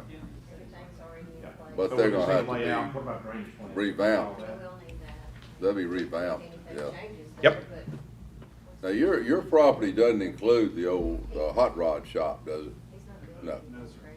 That's right, you're everything west of it. Yeah. To the river, yeah. I know exactly where you are, yeah. All right, Okay. thank you guys. Thank you. Mr. Slade, we'll go to item H. All right. Personal property tax. Looking forward to it. Mark. Item H. That would be nice. Yeah, well, they're not, so. That'd be nice. That'd be a nice change, Mark. Item H, Mr. Slade. Item H, Mr. Looking Slade. forward to seeing that. Item H, Mr. Slade. Item H. I Mr. could Slay. not resist, know. and I apologize. I understand. Item H, Mr. Slay. All right. Public hearing on the Eric Hasselbach conditional use permit, 84A Riverbend Drive. This is District 5 property. I think there may be some opposition on this one, Jay, so I want to give those folks time with the board's permission. Sure. Let's wait and make sure we have individuals in here to hear everything. On my list, I'm showing, Janice, I'm showing four names that are from Riverbend. Where'd Janice go? I think she's Samantha, out where'd you wrangling let Janice outside. go to? She's out there We've lost her somehow. getting So everybody. there's four names on here that are on Riverbend that has signed in. I'm going to assume those Riverbend names are wanting to discuss this property, but Yes, sir. Wade, Anderson, Mr. Hasselbeck's here, so don't count that. But then there's two Wades, so maybe that's one home. Yeah, same house. That same guy's on Baywatch. Night Could be. Rider. Night Rider, that's right. Yeah. Hey, Janice, can you get the people for Riverbend? Or we back there taking a nap. I don't know where Janice took So, a hey, Craig, she took a on that mandatory break previous, on us. Motion, I meant conditional use. Why couldn't we do a conditional? Oh, yes, use sir. after That we was do a part rezone? of what we were doing, was a So conditional we did a use. conditional use Yes, sir. and rezone. Yes, sir. That's correct. See, So Hasselbeck. if we rezoned it, then Mr. why would they need a Hasselbeck's conditional here. use? He's here. So, but Any on, opposition? on my Janice, on So my what list, it I would had probably be. the Wades So why would they and need a conditional use Anderson. after that? for Riverbend addresses. Well, C3 allows that. Wade and Anderson. Oh, I'm sorry, you're here, right there. Would y'all like to speak in opposition, or, sir, come on up. Anyway, I apologize. I thought y'all were outside. I'm sorry about that. Thank you, Janice. Y'all have a stool I can borrow. That's all right. You can walk around it if you'd like to. Just introduce yourself to the board. Okay. Slay. I got you. All right. Yes, sir. My name is James Wade. Yes, sir. I live directly across the street from the property of Mr. Hasselbeck. Okay. I'm not here so much as, I would say, maybe in opposition as I am as a concern. Several years ago in the past, Mr. Wood Brown was on the board. And directly beside me was a young couple that had built, well, they hadn't built, but they had a business, and it was a tree business. And it was a mess. I'm talking about a mess. The guy brought in dump truck loads full of Debris. constantly burning stuff, and he brought it from other properties. And it got to the point where I hated to come home from work. And I did not like it. It was not pleasant at all. But Mr. Wood Brown helped us in this. And what we have now is we don't really know what. It's for conditional use. I'm not sure what that means. Sure. What we would like to see is, I've talked to Mr. Hasselbeck. He's been over to my house about 3 times, had good conversations with him. He's explained his side to me. And I don't see, what he's telling me is that I don't see where it would be really that bad. But what is there to govern what goes on after he gets this, what do you call it, conditional use? Right, and I'll probably let Mr. Slay kind of explain to the parameters of that whole thing. Yeah. If you were done, Mr. Wade, were you good? While I was up there talking to Jay, I didn't get a chance to read the statement so everybody can hear what this is about first, if that's okay, Sure. Mr. President. I'll go back over that. Mr. Hasselbeck is seeking a conditional use permit to operate a heating and air business at 84A Riverbend Drive. Mr. Hasselbeck started construction of a 2,400 square foot shop for personal use in October of 2020. And then he decided in March of 2021 to move his business into this building. It's a 1.04 acre parcel. It's zoned RE1. This is a rental house. There is a rental house on the property. The application states that the shop is used around 20% of the time to fabricate duct work. Field or job site work is about 80% of his business, and consists of changing out HVAC units and installing duct that he builds in the shop. There are 2 employees who work with Mr. Hasselback in the shop. Property's posted, hearing notice is published. We received 8 calls in opposition to the conditional use permit. So that's what we're here about. So he's asking for a conditional use permit to be able to keep the shop structure there, to continue to be able to use that for, basically for 20% of his business operation that is the construction of ductwork that he then hauls to an off-site location and installs. Did I get that right, Renee? Okay, all right. So that's what we're here for. So Mr. Wade has spoken. But he asked, what, if we were to allow this and give it, what is there any kind of government over it Yes, to sir. make sure So- he stays in line with? Absolutely. So as the board considers a conditional use application, the request, as it's presented, is asking that conditions that the board deems appropriate for this use be applied to the permit to do what they are doing. In other words, the board can set conditions on the permit. If the conditions are not met, the use is then subject to being withdrawn. The permit can be rescinded. So the way we do that is the board uses its discretion to come up with appropriate conditions that are designed to look out for the greater interests of the community. So hours of operation would be a condition that you could establish. No work before a certain period of time at the start of the day.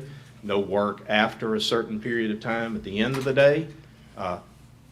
Buffering around the property so as to reduce the visual impact, to reduce the noise impact. Those are fairly consistent. Anything that has to address traffic. No on-site parking, no parking on the street that would block ingress and egress. No outside storage at all of any of the materials that are used in the construction of the ductwork.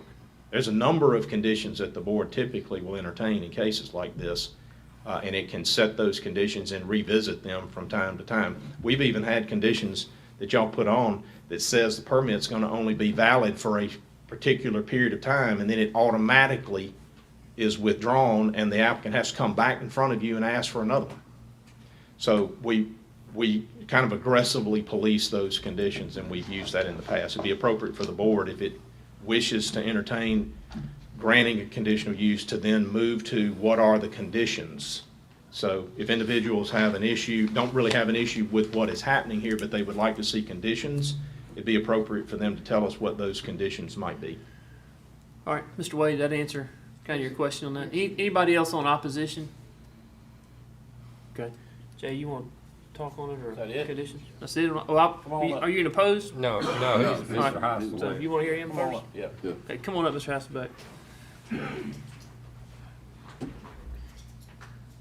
Good. Just for the record, if you would, just introduce yourself to the board, please.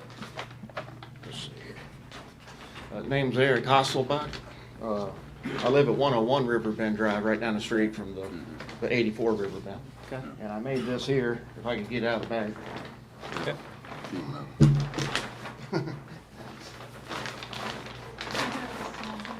Sharp, like that. Sharp. So I made this for y'all. I don't know if you want to hang it on the wall. Yeah, sure. Oh, yeah. Thank you. My wife will enjoy it.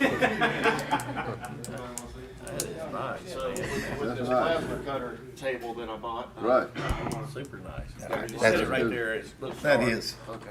Looks nice. Plasma I table want- that I bought to help. The material, most of the material that some may not understand, I'm familiar with what you do, is thin, very thin material. It doesn't require a lot of shearing, loud equipment or anything, big equipment that, No, I just have the plasma Right, table to cut the metal, so I don't even have a shear. I just, I got a 10-foot brake and right. and the plasma table. Is yours a hand brake? So, yeah. See, it's a hand brake. It doesn't even have it's not even a powered No. brake. Yeah.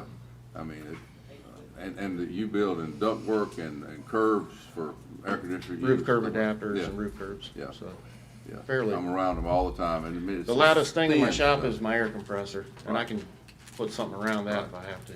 So, and I keep the doors down. for the air conditioning unit to stay cool in the Just so summer. y'all know, it's not thick equipment and big stuff that has to be bent with heavy equipment.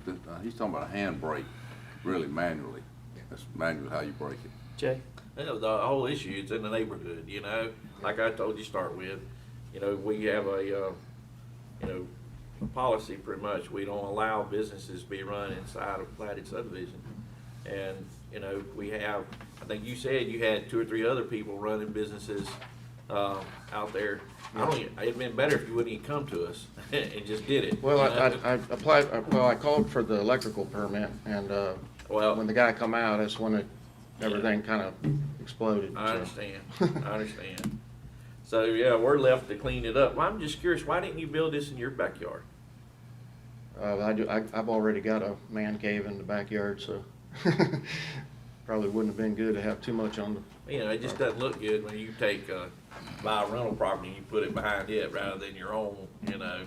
Just like other people just came in, he owned property, but he didn't want to do a business out in front of his place. I mean, my property at my, where I live, the backyard, you can't really mow the grass because there's so many trees, so it's kind of just less dirt and Yeah. and doggy trails, but now at the So, the you place I built the shop, it was all If grass. this is gonna be a business, you know, you're supposed to have, you know, handicap accessible restroom. I put a restroom in there, but I haven't, I mean, that's why I need electrical permit, so I can put my sheetrock around the bathroom, so I can use it.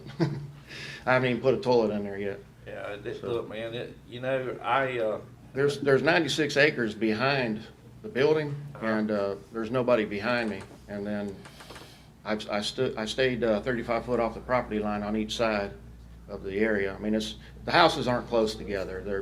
They're pretty yeah, spread they're out. pretty big lots out So, there, for sure. The only complaint when I went around and talked to all the neighbors is the people in the corner of my shop. They said every now and then they hear us throw the metal out into a scrap pile, and they hear it clank. So I said, well, we don't have to throw it out into the pile. We can just take it out there and set it, you know, and stay quiet. So, Well, that's random anyway when you're throwing it out. I mean, it's not like you're just constantly throwing steel. yeah, I mean, just when it comes off the plasma I table, know. when I fold it up, it's I just know. little real thin metal, so. And I mean, we're not gonna be there every day. I just like, if I change out an air conditioning unit and have to build a plenum for the unit or a transition to make the coil fit to the unit, I just go to the shop and I got the stuff there to build it, and then go back out and install it, so it's not. So it's not gonna be open to the public? is No, there won't be any trucks coming in and out, nobody coming in and out selling anything or anything like that. It'll just be me and my guy. I had 2 guys, but I'm down to 1 guy now, so. So is your renter okay with it? Yeah, they're fine. Okay. Well, there was 8 people, they said, called in opposition, so it was more than the corner, you know? Miss Renee told me to go around and get some signatures from people, and Yeah. I got 7 or 8 signatures from everybody that lives around me that said they didn't have any Close problem. by. So, They live Yeah, I see close. some of the addresses here. Yeah, there's a few on there. You know, and these people here, they're nice. They live across the street, and the rental house is in between my shop and right, and he and came I put a opposing fence it. up. So, So, you know, I mean, he's opposed to it. well, he wasn't opposed. He just wanted to know what the condition. He wanted more clarification. He don't want me He dumping said gas on a yes. bunch of trees and trying to burn them beside it. So. I don't know, man. I hate it for you. I just, you know, it's not an appropriate place to run a business. You know, you could, you know, do it, you know, without us knowing and doing it very quietly. It'd been all great. But now that you brought it to my attention, I don't have any choice but to deny. I mean, That's it's not, gonna be my motion. it's not running, I'm not running a business. I'm just using the shop as a workshop to build what I need for my job when I'm, you know. Well, that's why I'm saying I wouldn't run it as a business. He's not doing it with. No signs on the building or anything like that. Let's listen to him, listen close. Yeah, I just said I wouldn't run a business out of there. So, I make the motion to deny the application. Hang on one So- second. The public hearing's closed, Mr. Slay? We need to close the Okay, public. thank you, Mr. Hasselback. Have a seat, thank you. Okay. Yes, sir. All right, so public hearing's closed. No other comments? So the matter before you is a conditional use request. I believe Jay's motion is to deny the request for a conditional use. There would be no need for you to consider conditions if you're going to deny the request. So Jay's motion is waiting for a second. Jay, that's your motion? Yep. Second. So, motion by Mr. Bishop, second by Mr. Gaines. Any further discussion? All in favor say aye. Aye. Any opposed with a like sign? All right. Item I, Mr. Slay. Yes. Okay. Item I is a county-initiated rezoning request in the Star area. This is county-initiated. That means that the county, through its staff, has looked again at the area in and around Star, specifically that area that is close to, contiguous to Highway 49, and the area immediately adjacent there too, and some of the major arterials that are there. So what's happened is the original zoning classification from '04 was to transition that area along Highway 49 to commercial. And that's exactly what happened in '04. The folks that are there in the residential context can be there for as long as they want to be there as a non-conforming use under the zoning context. Nothing has to change.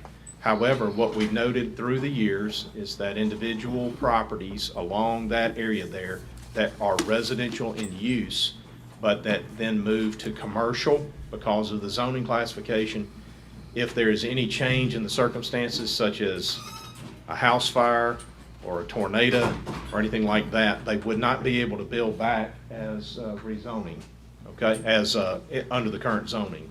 Also, what we found was individuals that wanted to refinance their homes would encounter situations where the lenders were not willing to entertain rezoning because the property is zoned commercial.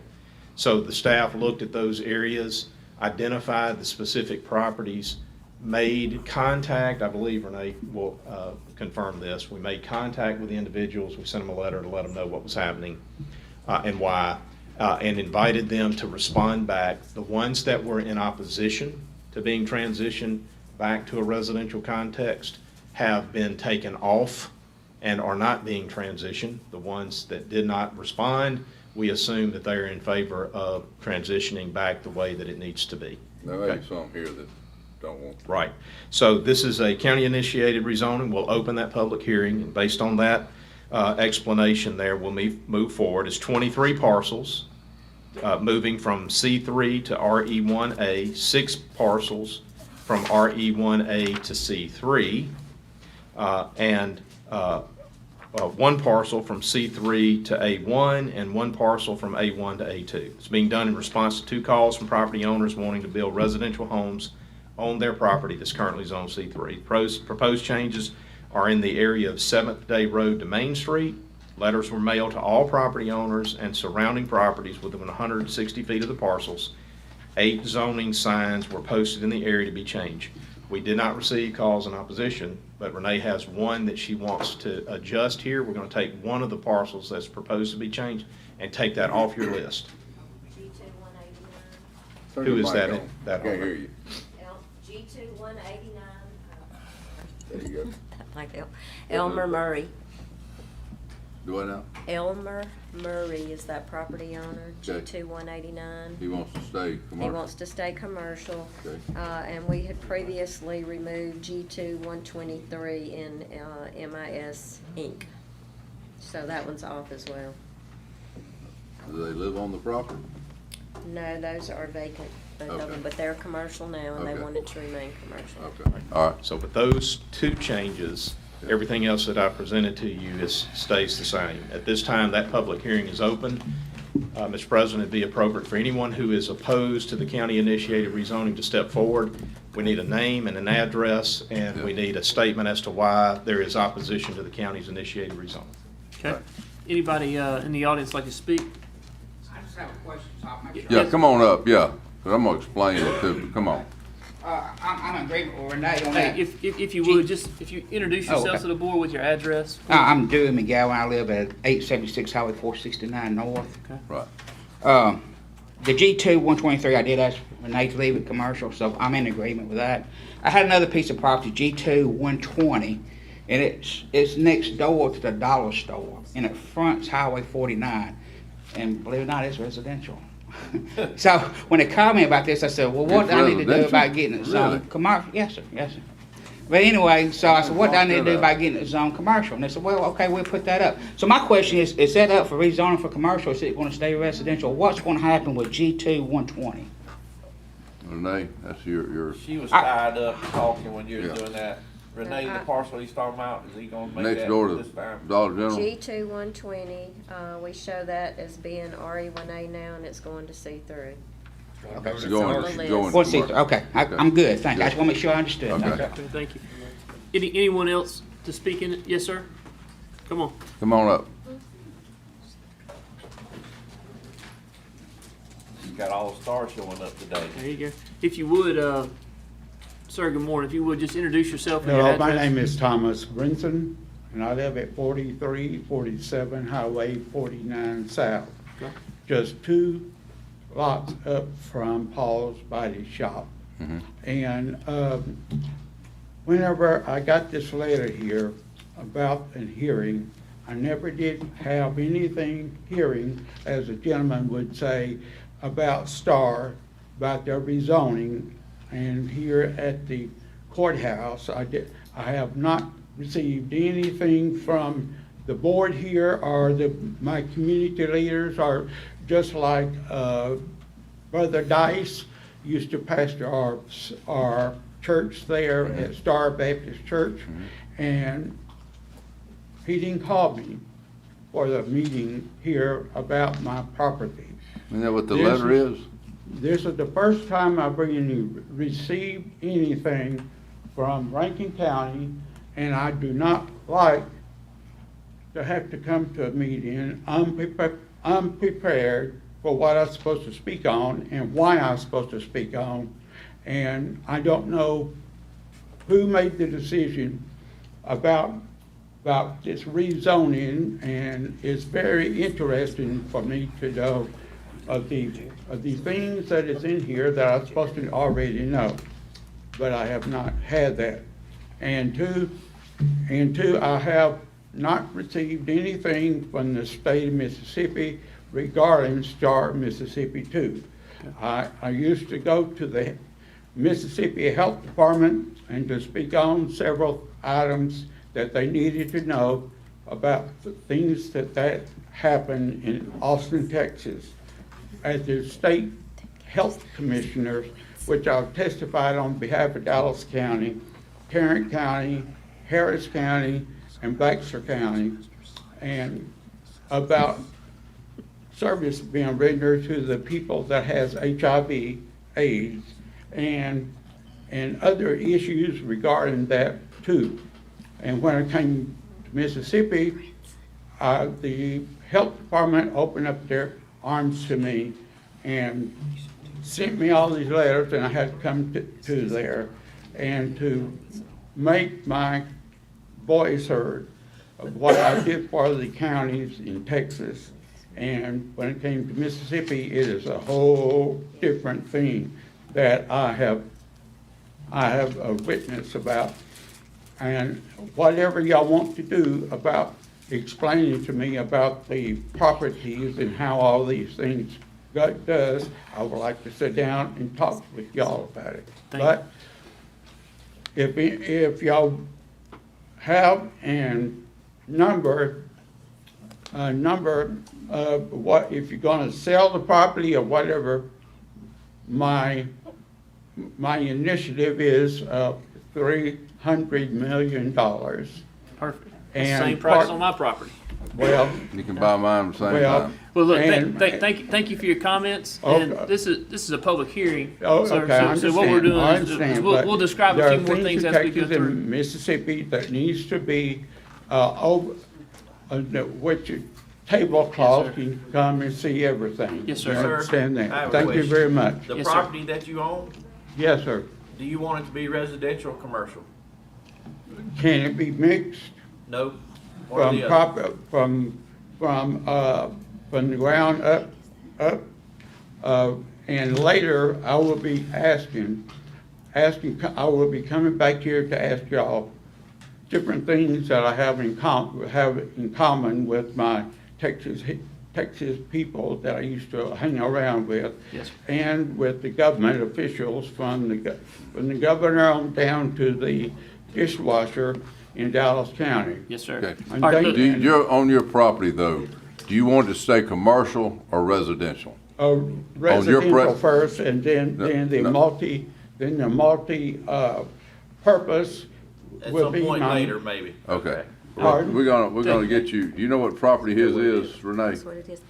Where, And I will appreciate transparency Okay. upon this commission court, and I appreciate it. Thank Reason you we're very having much, this meeting Councilman. today. Yes, sir. God bless you too. All right, anyone else to discuss a property? Yes, sir.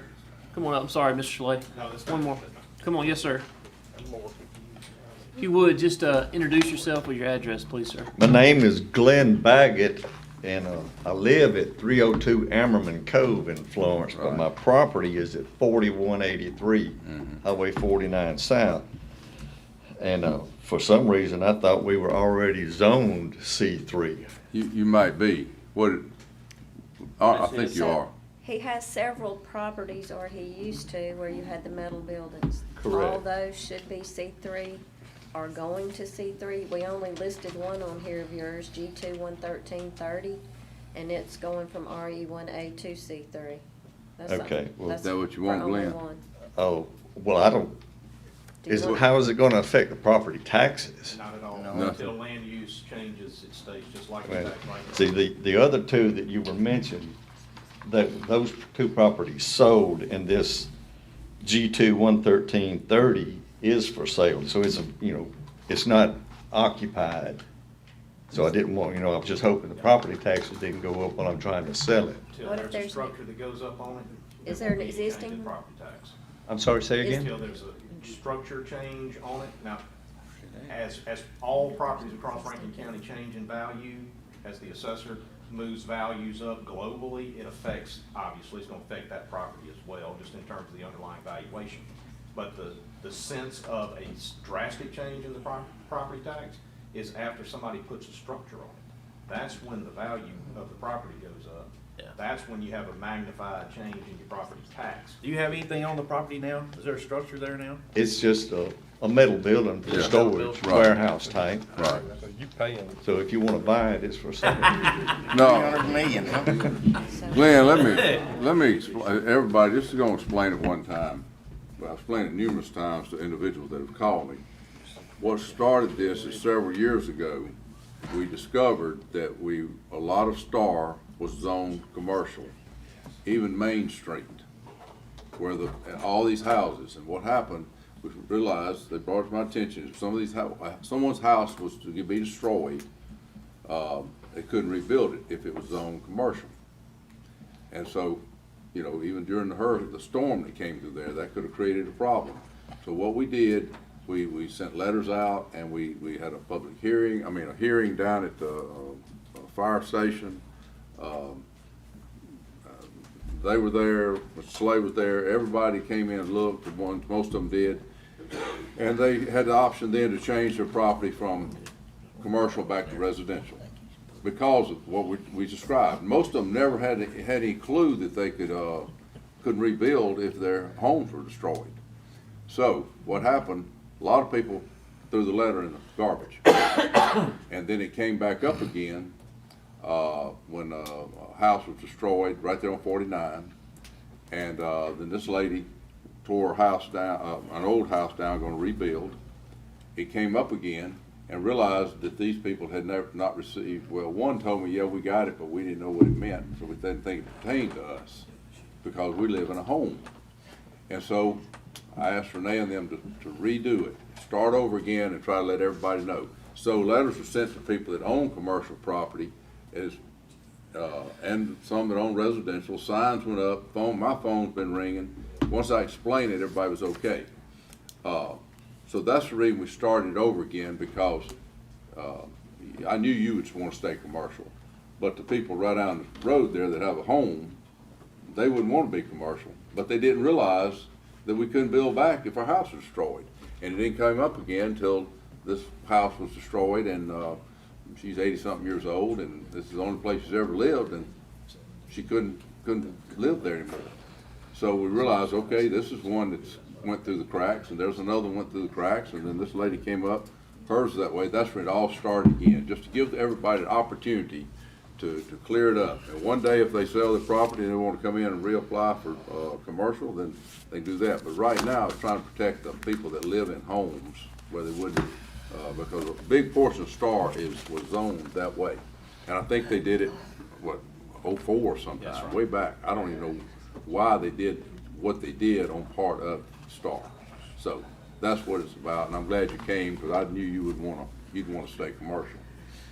So that answer, that's just to let everybody know what started this. Okay, thank you. All right, Mr. Slay, anything else, questions on, People back here. yeah, that's what I'm saying. Who else here wants to speak up? Does everybody property? here in the room understand what your property's getting zoned to or not to? Y'all all know, or anybody got any questions? Come on Okay. up.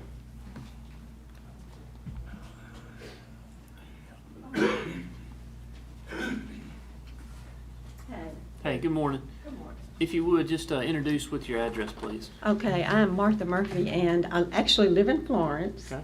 but I've got property right behind the Star Furniture store. I don't know exactly what the address is I for know, that. I know where it is. You know where it is? Yeah. I figured you did. Yeah.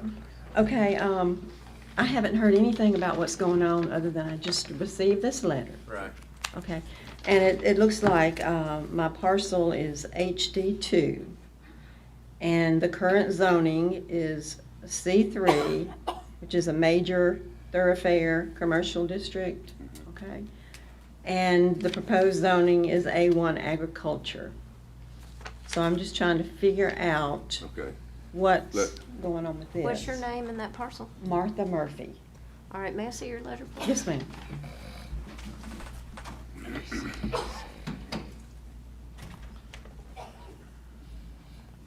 Yeah, so, the parcel to be rezoned is H22. It's owned by Cooper Development LLC. We're not changing yours, we're changing this one. You got the notice because you're within 160 feet of that property. Okay.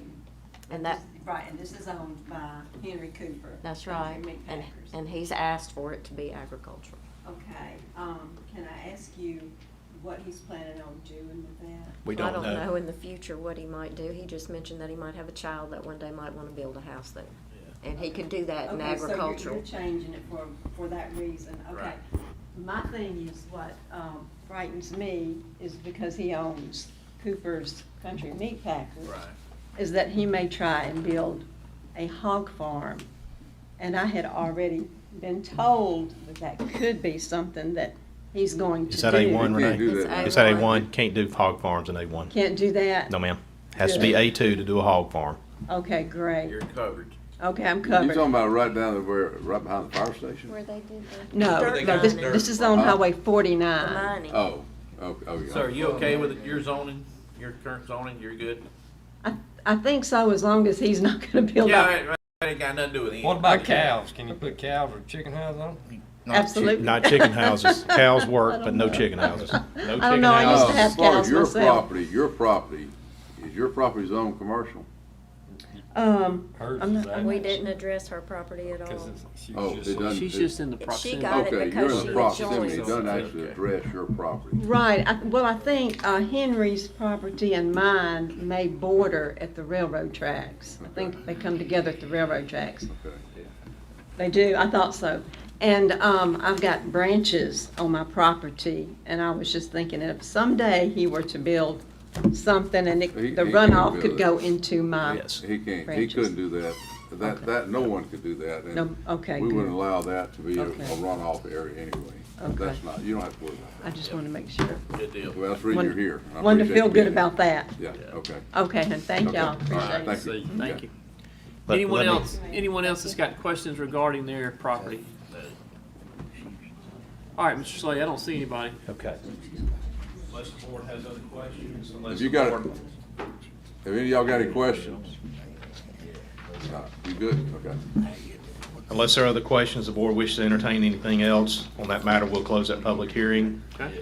This time it'd be appropriate to take action on the county-initiated rezoning request.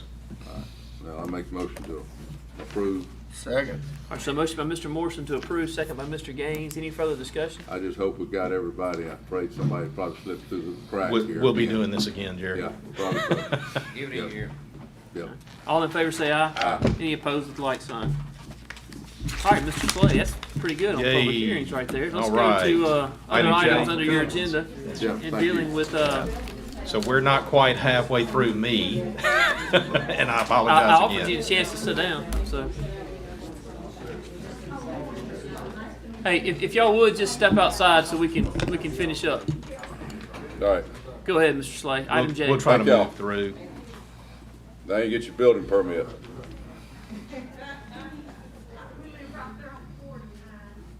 All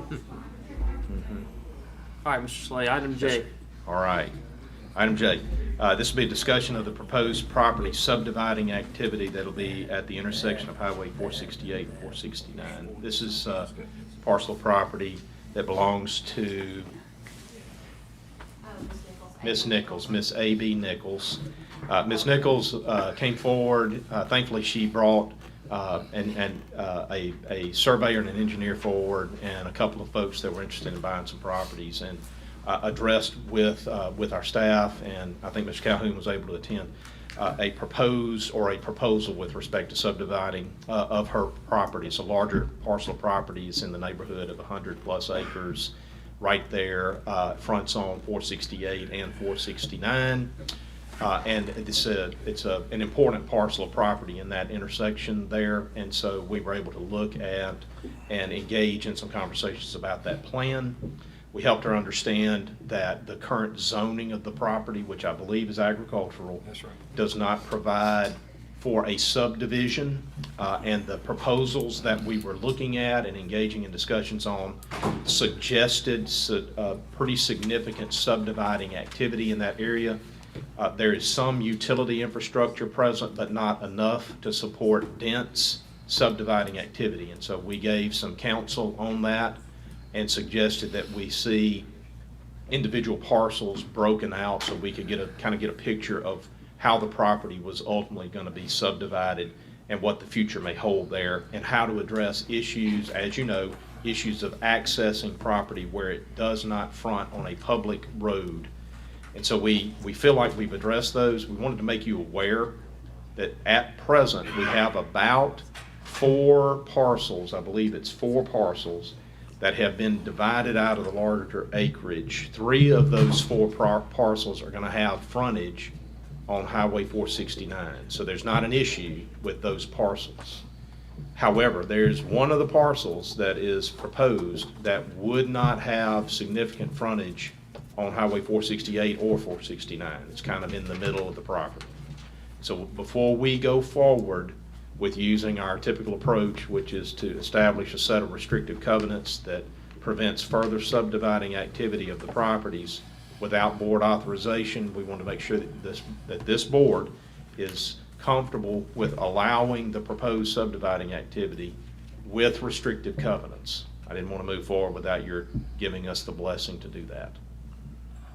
You need a motion? I'd need a motion to authorize the preparation of the restrictive covenants. I'll make that motion. All right, so a motion by Mr. Calhoun. Second. Second by Mr. Gaines. Any further discussion? All in favor say aye. Aye. Any opposed with the like sign. So item J passes. Thank you. We'll move Item K. forward, and I'll ask Ms. Renee to help me get notices out to the folks that are impacted by that decision. All right, item K, Mr. Slade. Item K is simple. It's a ratification of a fireworks display that's already happened on the 11th, happened out at Ross Barnett Reservoir. We got all of the documentation and appropriate waive-offs before the event. This is simply you cleaning up the paperwork and making sure it's in our minutes that we would approve it. Okay. The board wish to entertain a motion to approve? I'll make that motion to approve. Second. Second by Mr. Bishop. Any further discussion? All in favor say aye. Aye. Any opposed with the like sign. Item K passes. Item L, Mr. Slade. Item L, Mr. Grantham's here in the event that the board has any questions about this. Currently, we have what's called a mass notification system that is in place. It's being overseen by a third party that we are under contract with. That contract is up for termination because the third party was not able to deliver all of the functionality that was promised to the county. So we are moving to a different vendor. The nice part, unless my math's bad, is we're gonna save close to $4,000 in the deal. We're gonna get all the functionality that we want at a price that is substantially less than where we are currently, and so we feel good about that. We are asking the board to allow us to terminate the current service and to initiate the service with regroup mass notification on a 1-year subscription at a lump sum cost of $9,450. We are providing for a 30-day termination notice. We don't anticipate having to use that, and this will replace the current service provider. Brian? And I also want to mention that everyone who's already signed up throughout these months, nothing will change for them. They won't even notice a difference other than they will start receiving some of that functionality that they signed up for that we lost in the meantime. So if you're already signed up, you're good to go. As soon as we get the go-ahead with the regroup, they're going to be sending out some new branding stuff, some public notification stuff, and we'll be sure to get that back out. So everybody who's already signed up, good to go. All right, thank you, Brian. So the board wish to entertain a motion to approve. Motion. A motion by Mr. Gaines to approve, second by Mr. Bishop. Any further discussion? All in favor say aye. Aye. Any opposed with the like sign. So item L passes. Item M. Item M is a subject matter that you're going to hear more about today in executive session, but I do want to go ahead and address this with you. This is a document that has been requested that we put together. It is a memorandum of understanding between the county, City of Brandon, and the City of Pearl with respect to the transportation initiative that this board has already identified, and is the subject matter of much work that has already been engaged in. This is the grade separation project at Greenfield Road, the bridge over the KCS Railway. This MOU establishes that the county, the City of Brandon, and the City of Pearl want to cooperate together and intend to cooperate together in support of that project. It does not identify any specific financial obligations. It's an indication to all parties, including those in Washington, D.C., those at MDOT, that we are all together in this in support of this project. We want to see it happen, and to the extent that there needs to be additional cooperation, we are agreeing to cooperate later if necessary. Okay. So I would ask for authorization for that MOU to be executed by the board president, assuming the board wishes to entertain that motion. All right. I'll make a motion. So motion to approve by Mr. Calhoun, second by Mr. Morrison. Any further discussion? All in favor say aye. Aye. Any opposed with the like sign. So item M passes. Item N, Mr. Slay. Yes, sir. It's about that time for the tax collector to send out our tax notice statements. We have a third party that we utilize for that purpose. They're called Peregrine Services. We would ask for the board to authorize the execution of the Peregrine Service, Inc. agreement that provides for third-party mailing service with respect to all of our ad valorem tax bills. It's a 30-day termination notice on this one as well. All right, board wish to entertain a motion. Second. So motion by Mr. Bishop, second by Mr. Morrison. Any further discussion? All in favor say aye. Aye. Any opposed with the like sign. So item N passes. Item O, Mr. Slay. Yes, sir. At a previous board meeting, the board already authorized the appointment of 2 individuals to fill 3 vacancies. You've already filled 2. You have 1 vacancy left on the Stonebridge Public Improvement District. A third person has been identified. I'm asking for a motion to authorize the execution of a resolution that provides for the appointment of 3 individuals to fill the 3 vacancies that currently exist on that board. And this should be the last activity that this board needs to be involved in with respect to that board. They should be able now to operate without any further involvement from our board. All right, the board wish to entertain a motion. I'll make the motion. So a motion approved or acknowledged by Mr. Calhoun, second by Mr. Morrison. Any further discussion? All in favor say aye. Aye. Any opposed with the like sign. Item P, Mr. Item Slay. P is a quick update on your redistricting plan, and I'm also going to ask you to set a public hearing for December 6th, which is our first statutory meeting in December, where we will hear public comment on a proposed redistricting plan. You will, before that date, receive significant information about your plan to the extent that you're not already up to speed. I think most of you guys are up to speed on it. To the extent that you're not, you'll have additional information provided to you before the public hearing. But we've got to set a public hearing to give the public notice about our redistricting plan and proposals. All right. And so this is, the quick update is this. CMPDD has received the information from U.S. Census. I want to state this so that we don't get accused of not letting the public know what's going on. The census determined through their methodology that we grew by 11% over 10 years. I don't know that anybody here believes that that's accurate, but that's what we have. That's what came from the census. And so we went from 141,000 in 2010 to allegedly 157,000 in 2020. We feel like we've grown significantly more than that, but we're burdened by what the census tells us. The positive about a understated growth rate in population is that it does not force us to make any significant changes to our current districting.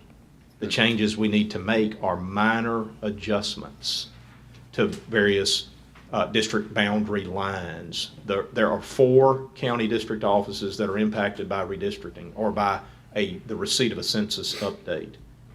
Board of Supervisors, election commissioners, constables, and justice court judges. And so those 4 offices have each been engaged to some degree about proposed potential changes to district boundaries. The majority of those district offices are unaffected. Will we do all of those? This board will set and establish a. Us, election commission. Election commission. So you got 5 districts that affect the supervisors and the election commissioners. You got 4 districts that affect justice court judges and constables. This board. They do themselves. Themselves? This board authorized, they will see them and understand what is happening. This board sets the district lines for all 4 of those. They will be invited to be here.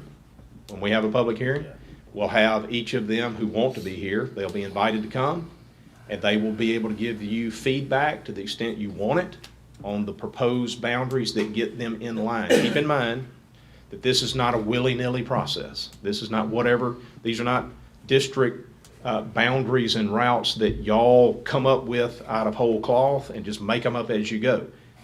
We are required to follow a set of redistricting guidelines that you guys adopted months ago that say we're going to do the redistricting process in this way that comports with due process, constitutional. So you've already established that, and your third-party professionals at CMPDD have been hard at work going through all of the data that was received from census and helping you guys understand what proposed adjustments or shifts in the current boundaries are required to keep us into compliance with federal law. Jay? Yeah, I don't know. I know y'all went over and looked at it already, but I went a couple weeks ago and sat down with those guys.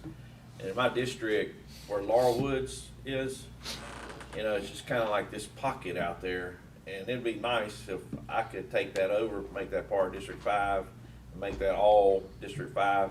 But if I did it, I would need to shift over a little bit to you and Steve. So, but the shift would be, basically, you would get the Ladder Rain and Lineage Lakes. And Steve would get behind that, which would be Riverbend Road, Riverbend Drive. What's gonna do your percentage? Because you were the only one that really didn't have to move much. Well, by doing that, I would have to give up some. Oh, okay, yeah. That's what he'd be getting. Yeah, I got you. Riverbend Drive is in the city. No. None of it. It's all county. Thank you. Yeah. I'm against it. All right. Well, I mean, it ain't, like, I can left my numbers like they were. It just, every time somebody looks at that map, there's always that big island right there in the middle of District 5 that Wood Brown, wanted to keep for whatever reason. But if y'all don't want to fool with it, I'm good. No, with it. I'm good with that. I think that's fine with me. Steve's gonna have to take on. See, look, that would have been Unincorporated your deal. subdivision. That would have been your deal a while ago with the guy in the backyard. Yeah. I'm good on Laurel Wood. So Lake this year. nobody has to make any decision. Yeah. Jay is just simply letting you know Okay. We'll go that right around that there and have look been at it. some adjustments made. Everybody needs to make sure that they check in with CMPDD, Dave Wade, Ray Oots. Call those guys and say, I want to run by, I want to look at the documentation one more time and make sure that I'm satisfied. You've got multiple opportunities between now and our public hearing before you have to deal with that. What's going to happen on the work session is you're going to have all of our pros from CMPDD here with their maps, with their PowerPoint presentation, and they're going to walk you through the process and how we got where we are, and ask you to look at and consider what would then be presented on the 6th as your decision. Okay?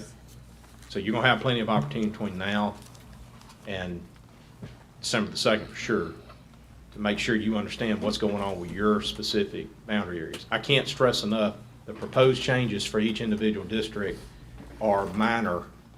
They're minor because there are only minor population changes over a 10-year period according to census. So we are close to balanced like we sit right now. Mr. Slade, so all you need is a motion to set the public hearing? Yeah, I need a motion to set the public hearing for December the 6th and authority to publish that notice in the Rankin County News. Okay. I'll make a motion to set the public hearing. Motion by Mr. Calhoun, second public hearing, second by Mr. Morrison. Any further discussion? I have a question. Are you aware of the proceedings with the Justice Court and the constables, how that's going? Have they come to some? Yes. Well, there are two Justice Court districts and constable districts that are unchanged.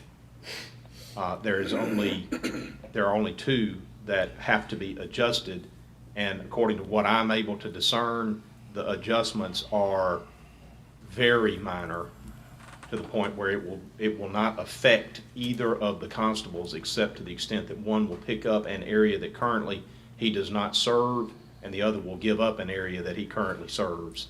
But those adjustments are very minor. And that affects both the Justice Court judge and the constable. Keep in mind, the Justice Court judges don't actually have to live in the district that they are elected to serve. So last time the president of the board sat through all those meetings with them, and well, one of them's no longer a judge now, and the other one's no longer constable. So there was one particular area that everybody was fighting over, and I was just curious how that went. that area is not on the table. Totally No one's unaffected. reached out to me on it, so. Okay. So there you go. I don't think you'll hear anything, but you may. All right. Again, on the 2nd of December, Six. everybody that could be affected is supposed to be here to hear how. Yep, 6th of December. That's correct. Well, the 2nd, the work session is where you'll hear your presentation from Yeah, but- CMPDD. But the public hearing is on the 6th. Public hearing's on the 6th. Correct. All right, any further discussion? All in favor say aye. Aye. Any opposed with like sign. So item P passes. Item Q. We received a request from the coroner to handle cremation of an unclaimed body, and that's pursuant to our indigent cremation policy. It sets a cap of $450 on your exposure for the cost of the cremation. You have to authorize that and issue. You also have to authorize issuance of the check. Okay. Board wish to entertain a motion. Motion by Mr. Bishop. Second by Mr. Calhoun. Any further discussion? All in favor say aye. Aye. Any opposed with the like sign. Item R, Mr. Slade. Item R is, this relates to what we identified to you guys previously. This is your BRIC application, Building Resiliency and Infrastructure in Communities. We have eligibility under that program for federal funding to address stormwater management enhancements that are under our stormwater management program. This has the possibility of being a funding mechanism for multiple stormwater management, identified stormwater management areas in and around all of the county. We would like to ask permission to apply for this initial BRIC application for the highest priority watershed that's identified under your stormwater management program, which is the Mill Creek watershed. And so we want to pursue this funding for that purpose, but there are other stormwater management proposals that are going to be eligible as this program continues. This is to get the foot in the door. You need to know that there's a 30% match requirement on these federal funds. So I'm making you aware of that now. Part of what you will have to do, not today, but what you'll have to do is if you qualify for funding, you have to commit to that match. That match can be provided, however, from a number of resources that do not include cash. Well, if we're going to address the issues now, why are we dealing with this? because there are identified areas that are beyond what are going to be done in the ARPA, and that includes all of our stormwater management areas around the county. We're only going to hit part of those through the ARPA approach. We need additional funding. What you said was Mill Creek, though. Well, We're going to fund to take care of Mill Creek. Well, he was talking about the Mill Creek watershed area, which is portions of Mill Creek, but it's not the entire area. Holy cow, how much, all right, so we take Mill Creek, how much could we possibly spend to address this? What that guy, what number that guy threw 300 out earlier, million. 300 million? That was kind of a good number. No, I mean, I guess my point is there's different phases of the creek itself, right? So what we've done right now on the ARPA money is we started putting that money back in the back part of that phase 1 section of Arundel, working its way to take care of the creek. I don't know that it's gonna get all the way through it. Plus, you got all the areas that drain into Mill Creek that covers this watershed group area phase. So we're trying to stabilize the creek, allow it to get water into it. So. Jay, the distinction here is that we have received a direct distribution from U.S. Treasury. It's called ARPA, and there are some rules that apply to that, how it can be utilized. And there's some flexibilities there that we see and that we're going to try to take advantage of. This is the more classic example of federal funding and how that works. It's going to go through a state agency. It's going to have to be expended in accordance with rules and regulations that are significantly more stringent. So we have identified areas that we don't want to use the ARPA proceeds because they're not as restricted. We have some identified areas where we can really take advantage of that flexibility, that these funds we can't. And so, You know, that would really help me a lot is we had some visuals. You know, like I'd like to see a layout of the whole thing and what we've done in the past, what we're doing now, and what we're looking at. So that way, I don't have to keep looking stupid and asking about this. But I agree with you. I mean, I see what you're saying. It's kind of hard to visualize it. Well, I think Tim could probably put a map together on where we're at right now as far as, because I know you're drawing out what's happening in the big, phase 1 section of the ARPA money. And then we've got a section that's probably about, I don't know the distance, that we spent that $7 million on back in '07. You know, that was, I guess, benchmark money or earmark money. I don't call it benchmark money, earmark money that came in from the government. We did 2 different projects over there before, so I don't know where it all went. this would be more than likely a continuation of the NRCS work product, the hard armoring in the creek itself, whereas the ARPA is going to allow us to do some more creative stormwater management practices, such as retention areas. This is kind of an additional area that we try to get money for the last 7 or 8 years, right? Same side, that never even comes to fruition. Yeah. ARPA money lets us get into work right now, so. On this money, when we spend it, does that mean we own? That's all under that No, umbrella. the ARPA money is one time, that turns back over to them. This money here, I would make the assumption, Mr. Slade, this money here would be the same as the original money in '07 that we have to continue to come back in and maintain. It's just the funding source is going to be FEMA, MEMA. It says Department of Homeland Security. They fall under that. It's going to be FEMA, MEMA oriented. We're going to have to comply with their restrictions, their regulations, their oversight, all of the planning, pre-planning, all that junk that you have to fool with federal red tape. This is the classic funding mechanism. Here's the thing. You guys expect your professionals, me, your legal team, y'all expect us to figure out what are all of the sources of funding that could potentially help us deal specifically with stormwater management. And this is another tool in the tool bag to go after that we think we can get qualified on, but this one has some strings. It's got to be spent according to how they want it spent. It's got to be spent where they want it spent. If you have to have specific permissions from property owners, you got to do it the way they expect it to be done, and there's a match. So Here's my other side of that. I'm good holding off on this because we got ARPA money we're spending in it right now. Yeah. So either way, it's fine with me. I mean, right now we've got, and I don't know what the application deadline or time frame, December 1st to put this in. So I mean, if we want to wait till the next time to apply, I'm okay with that. If they think we can get it. I mean, I'm we assuming still, that's I would volunteer. I would make the assumption we still gotta come back and approve it once we get the side of that, There right? will be multiple discussions about having qualified for this. By the way, the application deadline is December 1. I would suggest strongly, we feel good about an application that we submit that it will qualify for funding. You don't have to accept it.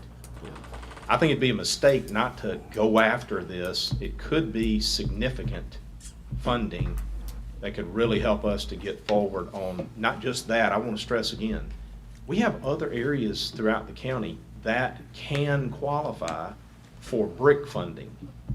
So if we can make this work, we'll have a platform and a pattern set that we can go for additional funding, other separate funding cycles that relate to other areas of the county. This is just one we know we can substantiate and support because we got so much work product, and the feds have already handed us federal money in the past.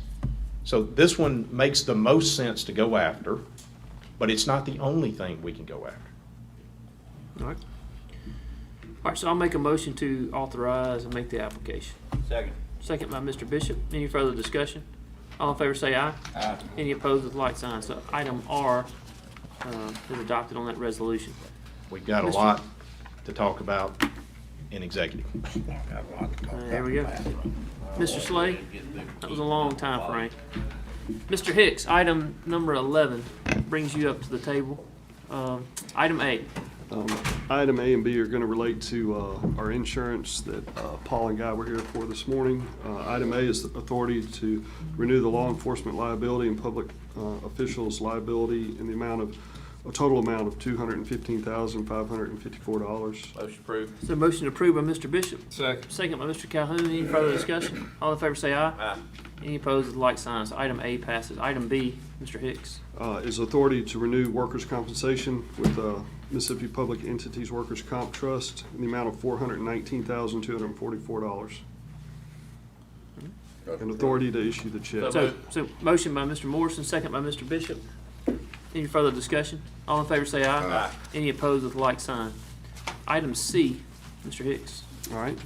Item C relates to the renovation of our community services building. Approval of pay app number 1 to Mayrant and Associates in the amount of $94,255.21, and that's been reviewed by JH&H. So moved. So motion by Mr. Bishop. Second. Second by Mr. Morrison. Any further discussion? All in favor say aye. Aye. Any opposed with like signs. Item C passes. Item D, Mr. Hicks. Item D is approval of the resolution to adopt the Rankin County Hazard Mitigation Plan update for through 2026 as approved by the by MEMA and FEMA. We've posted that notice as required. All right. Motion approved. Motion approved by Mr. Calhoun, second by Mr. Morrison. Any further discussion? All in favor say aye. Aye. Any opposed with like signs. Item D passes. Item E. All right, item E relates to the county finally received its state rebate, fire rebate fund check. We made an initial payment based off last year's figures. The check received was actually an additional $65,000, so we want to distribute that in the amount of $3,236.35 additional funds to each volunteer fire department and municipal fire department. Motion approved. Motion to approve by Mr. Calhoun. Second by Mr. Gaines. Any further discussion? And that We got some includes authority discussion. to issue the check as well. Got discussion? Yeah, is that what we were talking about the last time, or is this additional? Huh?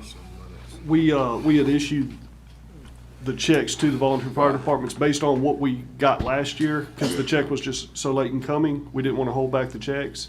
And instead of getting $431,000 this year, we received $496,000. So this is the additional amount distributed amongst the fire departments. What I'm saying is this, we agreed to pay something. 21.5, I think was. Right, Well, so this is additional to that? Additional. It That's is. what I was asking. Yes, sir. Okay, We paid to pick up that insurance. I got you. So But all this is normal because you said paid fire departments too. Right. So- Correct. Right, I just wanted to know. I thought I was making sure, cause I knew before we only did the Right. volunteer. Right. Correct. Yeah. All right. Mr. Hicks, anything else? I do have one We had a vote on additional it. one. I'm sorry about that. So, I made a motion. Steve seconded. Well, We were in discussion, I think. Yeah, So sure. let's go. All in favor, say aye. Aye. Any opposed with the light sign. So item E passes. Mr. Hicks, you had something else? Yes, sir. This relates to item A on our law enforcement liability. I'd like to add approval of the third-party authority to sign the third-party administrator agreement with JWF Specialty Company to administer that.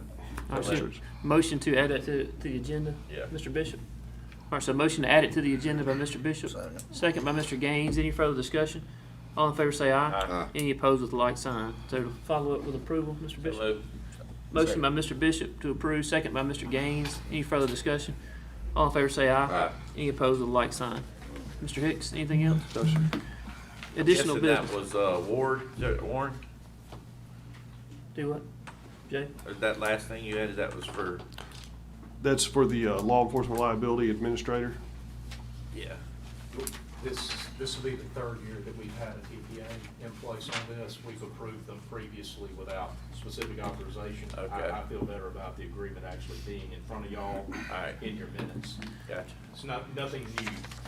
All right, I've got one thing I want to bring up on additional business. I know we got Brian in here just for a second, but about a year ago, maybe 10 months ago, we came to the board. Pafford actually had a request to the board to change some of our response capabilities to be able to allow a different level of ALS service for the county. The board approved it, and it ran it up until it's going to expire here in January. There's still a large EMS crisis going on as far as getting people and stuff there, but I'm going to let Brian expand on that. So if you would, just talk about that for a Yeah, second. absolutely. Like you said, earlier in the year, y'all approved them to be able to allow EMT Advanced to be on the ambulances as opposed to the paramedic for emergency use. This isn't something they're going to be doing all the time. This is just when it happens, it happens. This was approved by the State Board of EMS for that handoff. And we're just wanting to extend that. Nothing has really changed. We all know about the staffing issues that everyone's going through, as well as the number of paramedics in the state of Mississippi continue to decrease. You may have heard some of the public service announcements on the radios or whatever. So we just want to extend this. My recommendation is to extend it for 1 year. Again, we can reevaluate it into 1 year if we want to go back to the way the original contract was or make changes at that time.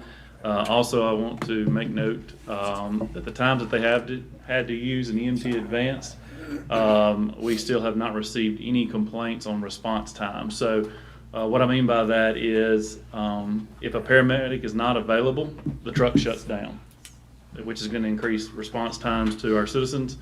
They are able to put an EMT Advanced to cover that truck, and they are to get that care that they need. So that's my recommendation. All right, so with that, Mr. Slay, you good with that on the legal side of that? All right, so I'll make a motion to add that to the agenda. Second. Second by Mr. Gaines. Any further discussion? All in favor say aye. Aye. Any opposed, the light sign. So I'll make a motion to approve that 1 year extension. Second by Mr. Gaines. Any further discussion? All in favor say aye. Aye. Thank you, Mr. Grantham. Thank you.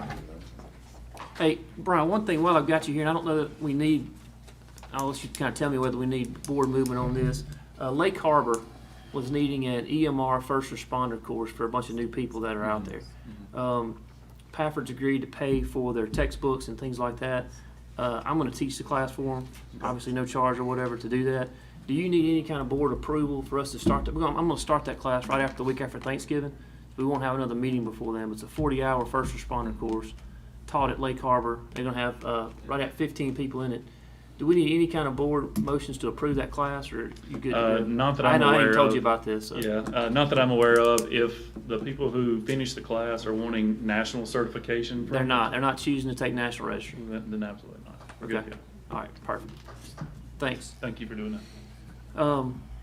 Anything else in additional business? Y'all good, Mr. Slay?